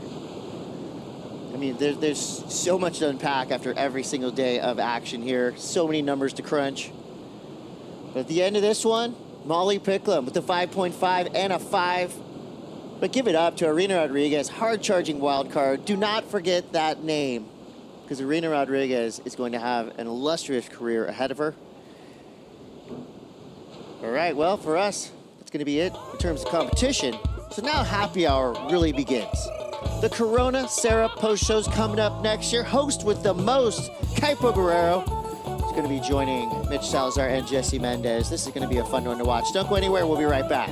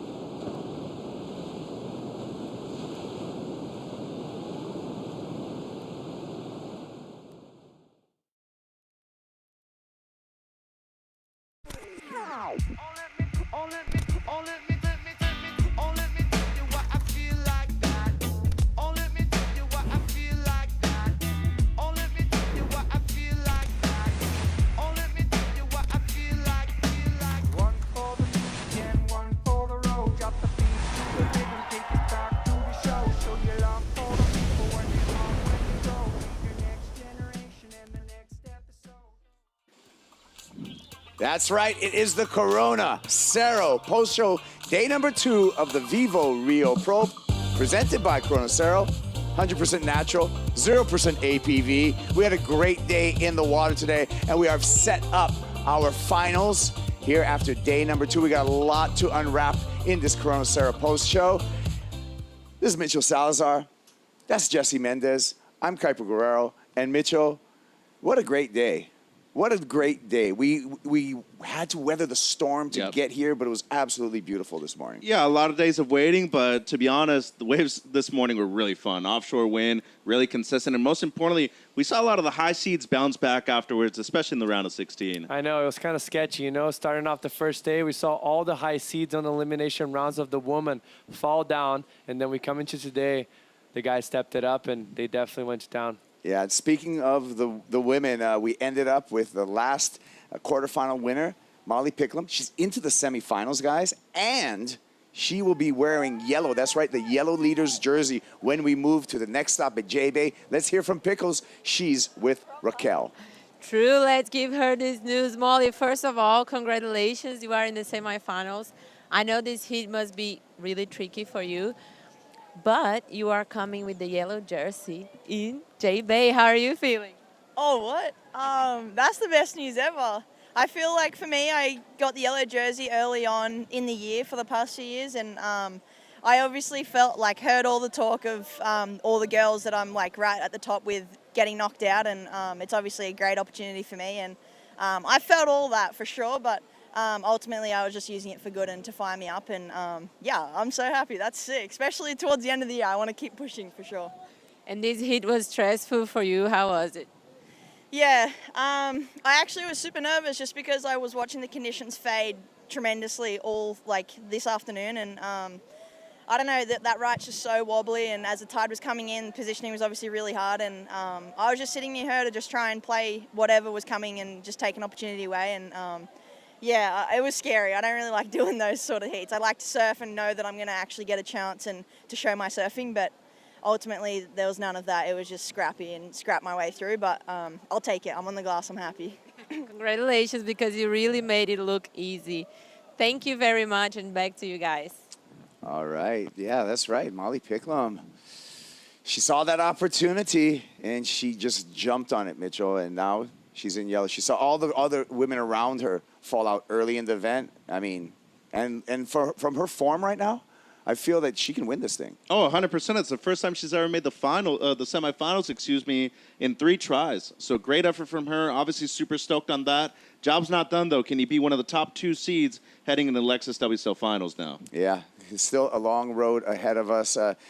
Switching gears, Jesse, into the men's round of 16. We saw some fireworks. We saw some upsets. We saw some friendly fire as well. I'm talking about the round of 16, heat number 2. It was an incredible heat. Miguel Pupo coming up against Felipe Toledo. I mean, 2 bros going up against each other too early in the event. I'm sure they felt that they didn't want to match against each other there early in the heat, but yeah, man, it's the job. You got to get it done, and Miggy just outsmarted him right there on the end of it. It looked like he was with the back against the wall and everything was done, but just found that last right, and it was enough to take the win. Yeah, Felipe Toledo on paper is the favorite to win this event, but he got knocked down in the round of 16. Yeah, creased his board, had to come in, swap it out, and was surfing good, as he indicated right there. And, you know, unfortunately for him, right at the end of the heat, Miggy under priority was able to get the wave, but what was so impressive about Felipe, he did most of his best surfing going left, Kaipo. Miggy wanted to go left here, decided to go right, and this thing opened up for him. Yeah, just smart as well, just not overcommitting, but being critical. Making the judges think, you know, like giving the judges an opportunity to think if he should have got the score or not. And it's just very emotional for Miggy in the end. I know he kind of had a little bit of an injury the last few days on his hip, so I think it was a plus, you know, like beat Felipe Toledo plus, you know, dealing with an injury with a lot of pain, it's not easy. Got friends too. Got that in the final seconds of the heat, a 4.83 to turn the heat. Felipe getting the news on the beach. And that is an upset for day number 2. Looking at the numbers here, Mitchell. Yeah, pretty close one, 10.83, 10.67. And it was really the 6-point ride that made a big difference in this one, Kaipo. Props to Miggy, continues on a roll right here in 2025. Yeah, and he needed that buzzer beater, that 4.83. That was the critical moment of this heat. Miguel Pupo, he's on to the quarterfinals. And that wasn't just where the action didn't stop there. So we started off this morning. We had a overlapping heats for the elimination round. We got through that elimination round. Then we went to normal heats for the round of 16. Round of 16, heat number 7, Mitchell Crosby, Colapinto, Italo Ferreira. Big numbers coming through, and the highest wave score of the day in this matchup right here. Crosby surfed great, had a 7.83 with a single air, but bravo, as you call him, Kaipo. The kid from the Northeast, Bahia Formosa, he showed up once again, and highest score of the event so far. He opened up with a 5-point ride, though, to start things off. Yeah, the guy was just, you know, it's crazy how good the world champs are to step up to the match that they have in front of them. Like, they're good at winning, you know, very mediocre heat, and then all of a sudden, you think Crosby's just going to take that one down, that massive punt that we haven't seen it that good of an air so far in the event, or maybe from his brother, Griffin. He had that backside one, and then all of a sudden, Italo Ferreira just does a massive punt and takes on the win. There's a punt right here, 7.83 for Crosby. That turned the heat for that moment, Mitchell. Oh, it was incredible. I mean, for a wave that size, especially when the wind had just turned side shore too, read the conditions perfectly. But once again, this guy, 9s, I mean, he was claiming a 10, but still the best wave of the event so far. Give him a 10, I'm telling you. Look at this thing. Look at that explosion. Look at that landing. 10, he says. Pretty close. I mean, I don't know why it wasn't a 10. For me, that was a 10 as well, but I think maybe because there's more left on the bone, he was so excited about it and cheering with the crowd, but that wave actually doubled up a little bit after, and he could have done maybe more, but man, that's as good as he gets. Like, what more do I need to do? Rock the baby. That's all he needed to do. Yeah, burp the baby. Dude, and the coolest part, he came in and surfed with the people on the beach. Dude, Comes look at in, him. this is mid-heat. Italo Ferreira runs up, celebrates with the crowd, and then was able to come through. So Ferreira on fire. What a madman. Oh, that's why they call him Bravo. Look at the numbers, though. Big for both surfers in this one. Yeah, stoked for Italo, 9.33, a big bounce back for him. The 5 backup. Crosby Colapinto, though, close to an 8-point ride. Great surfing, great display, and continues to evolve right here on the Championship Tour. But Bravo into the quarterfinals. He's looking to defend his title, Kaipo. Looking pretty good to me. Speaking of the quarterfinals, Jesse, let's look at our men's bracket. We're down to the quarters. I mean, I'm very excited about that first one. 2 goofy footers, and I know for a fact there's a goofy footer in the semifinals, so that's great. And also that last one looks insane, Italo and Ethan Ewing. Yeah, it's, hey, and the yellow jersey, Mitch, he's still in it, the big brew. Yeah, and Griffin today surfed quite well. Had to surf twice, same as Jordy Smith, and Jordy just doing his job, making sure that he's competing and not only winning a lot of these heats. Yeah. So that's on the men's side of the action, and the women's side of the action. That's how we ended the day with the women's quarterfinals. And we almost got through the quarterfinals. We had 3 of the quarterfinals. We have 1 remaining, but we have the semifinal number 1 all set up. In heat, quarterfinal number 2, our world junior champ, Luana Silva, really raised her energy. She fed into the crowd, and she made really, really good decisions with priority. I was so impressed by the young Brazilian. Yeah, Jesse and I were talking about this earlier. Her confidence seems to be the thing that's really playing the biggest of factors, and wave selection has been on point. Her partner Joao is from this beach, and you know, going up against Tyler, who's won the event multiple times at this location, it is a major win for Lulu at this point. This right here going into the channel, it's the hardest wave in my opinion off this break. And for the regular footers that grow up here, they love surfing that ride. So it's their bread and butter. They do it on the sleep. So for Luana, she'll be coming here a lot and spending a lot of time, obviously, with Joao, one of the biggest locals to ever come out and the best surfers to ever come out of this region. It's a big advantage for her, and you know, it paid off. It was a tricky day, a tricky afternoon, and she went to town. Yeah, the high tide this afternoon made it really tricky. There were some lulls. Your use of priority was really, really important. Yeah. Luana used that priority. She was patient. She's maturing as a competitor, but still has this natural talent here. Got a couple of sixes out here. That was enough. Dude, 2 6s this afternoon. I mean, you're probably talking about 15, 16 points most other days. So props to her, as you mentioned, wave selection. But finally, she's using priority the way we probably should have seen her use in previous years. There's a number, 6.47, 6.33 for Luana Silva. She's on to the semifinals. First time ever. Good for her, and looking to make a push also for the Final 5 race, Kaipo. Yeah, you think the beach is going to erupt on finals day for Luana Silva? You can count on that. There's going to be tens of thousands of fans here. Let's take a look at our bracket. We got a couple of we got a semifinal already set up, and still yet to be determined who will be facing Molly Picklum in that semifinal number 2. What do you think, Jess? Molly Picklum right there up against Peterson or Brooks. I really like Aaron's chances right here, Kaipo. I like Aaron's chances a lot. I'll go against you guys then. So I think Peterson has an amazing backhand surfing, and you know she's looking good this year. And we'll do a bat on that one. No, and you know what though? So I want to play both sides of the coin on that one, because Lakey definitely has probably better heat management and has way more experience. So I feel like if there's a lot of waves, I'm going to go Aaron in that one. I agree. If it's lully, then I'm going to go Lakey, because Lakey will play the game a little bit better. That's what I think. Should be way better this weekend, too. Yeah. Will that play in Lakey's favor? Well, probably think so. Yeah. Mostly comparing with what we had on offer this afternoon with the high tide. So we think about cleaner conditions and lower tide and more waves. Yeah, so, well, now it's time to feel the power of freshness. That's right. I'm talking about the Natura Kayak wave of the day. Guess which one it was? Not hard. It was a 9.33. This is the Natura Kayak wave of the day. Can't get enough of it. This guy, spring-loaded.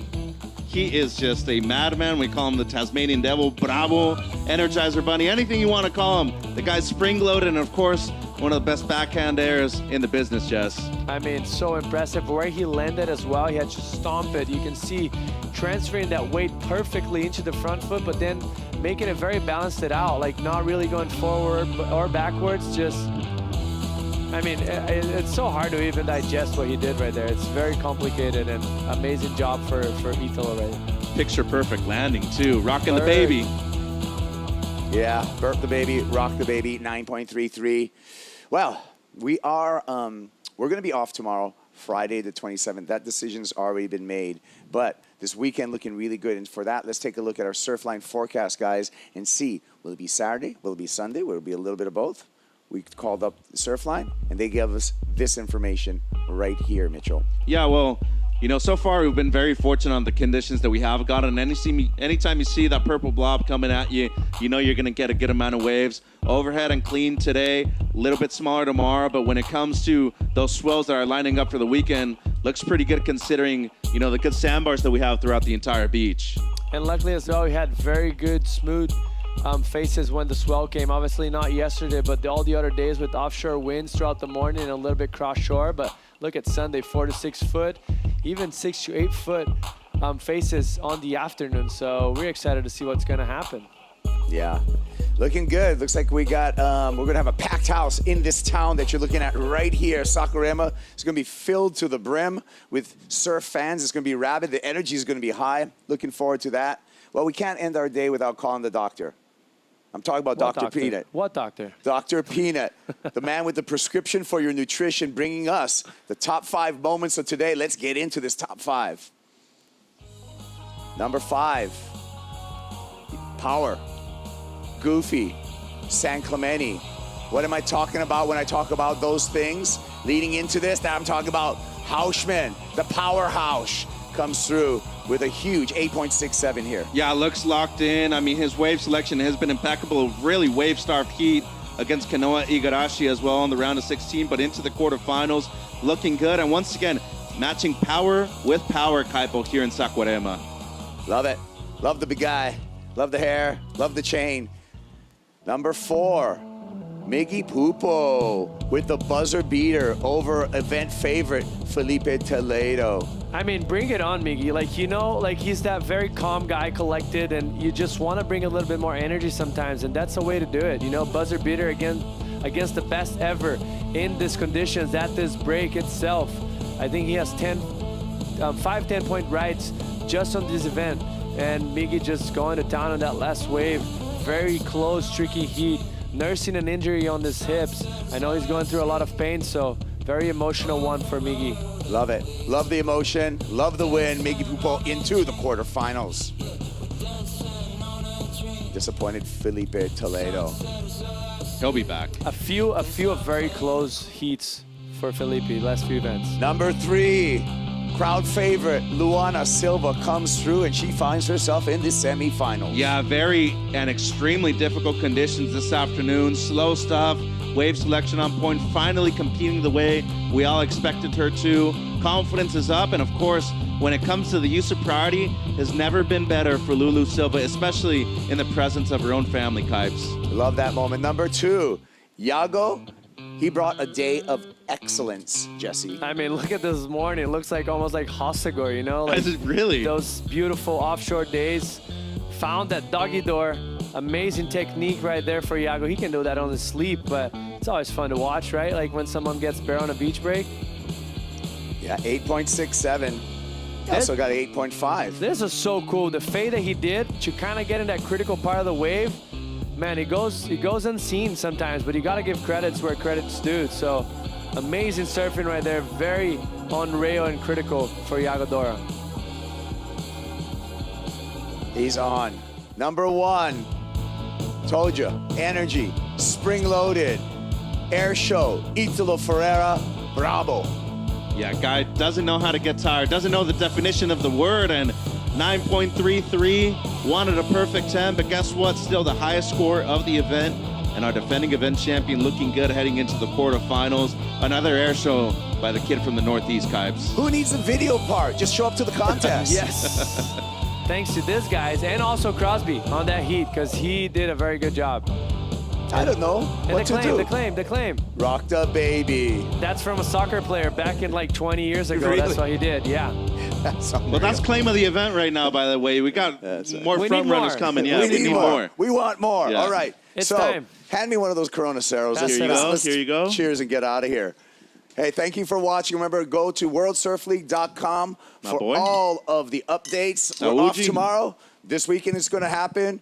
Salute. Enjoy the end of the day highlights and watch me skull this Corona Cero.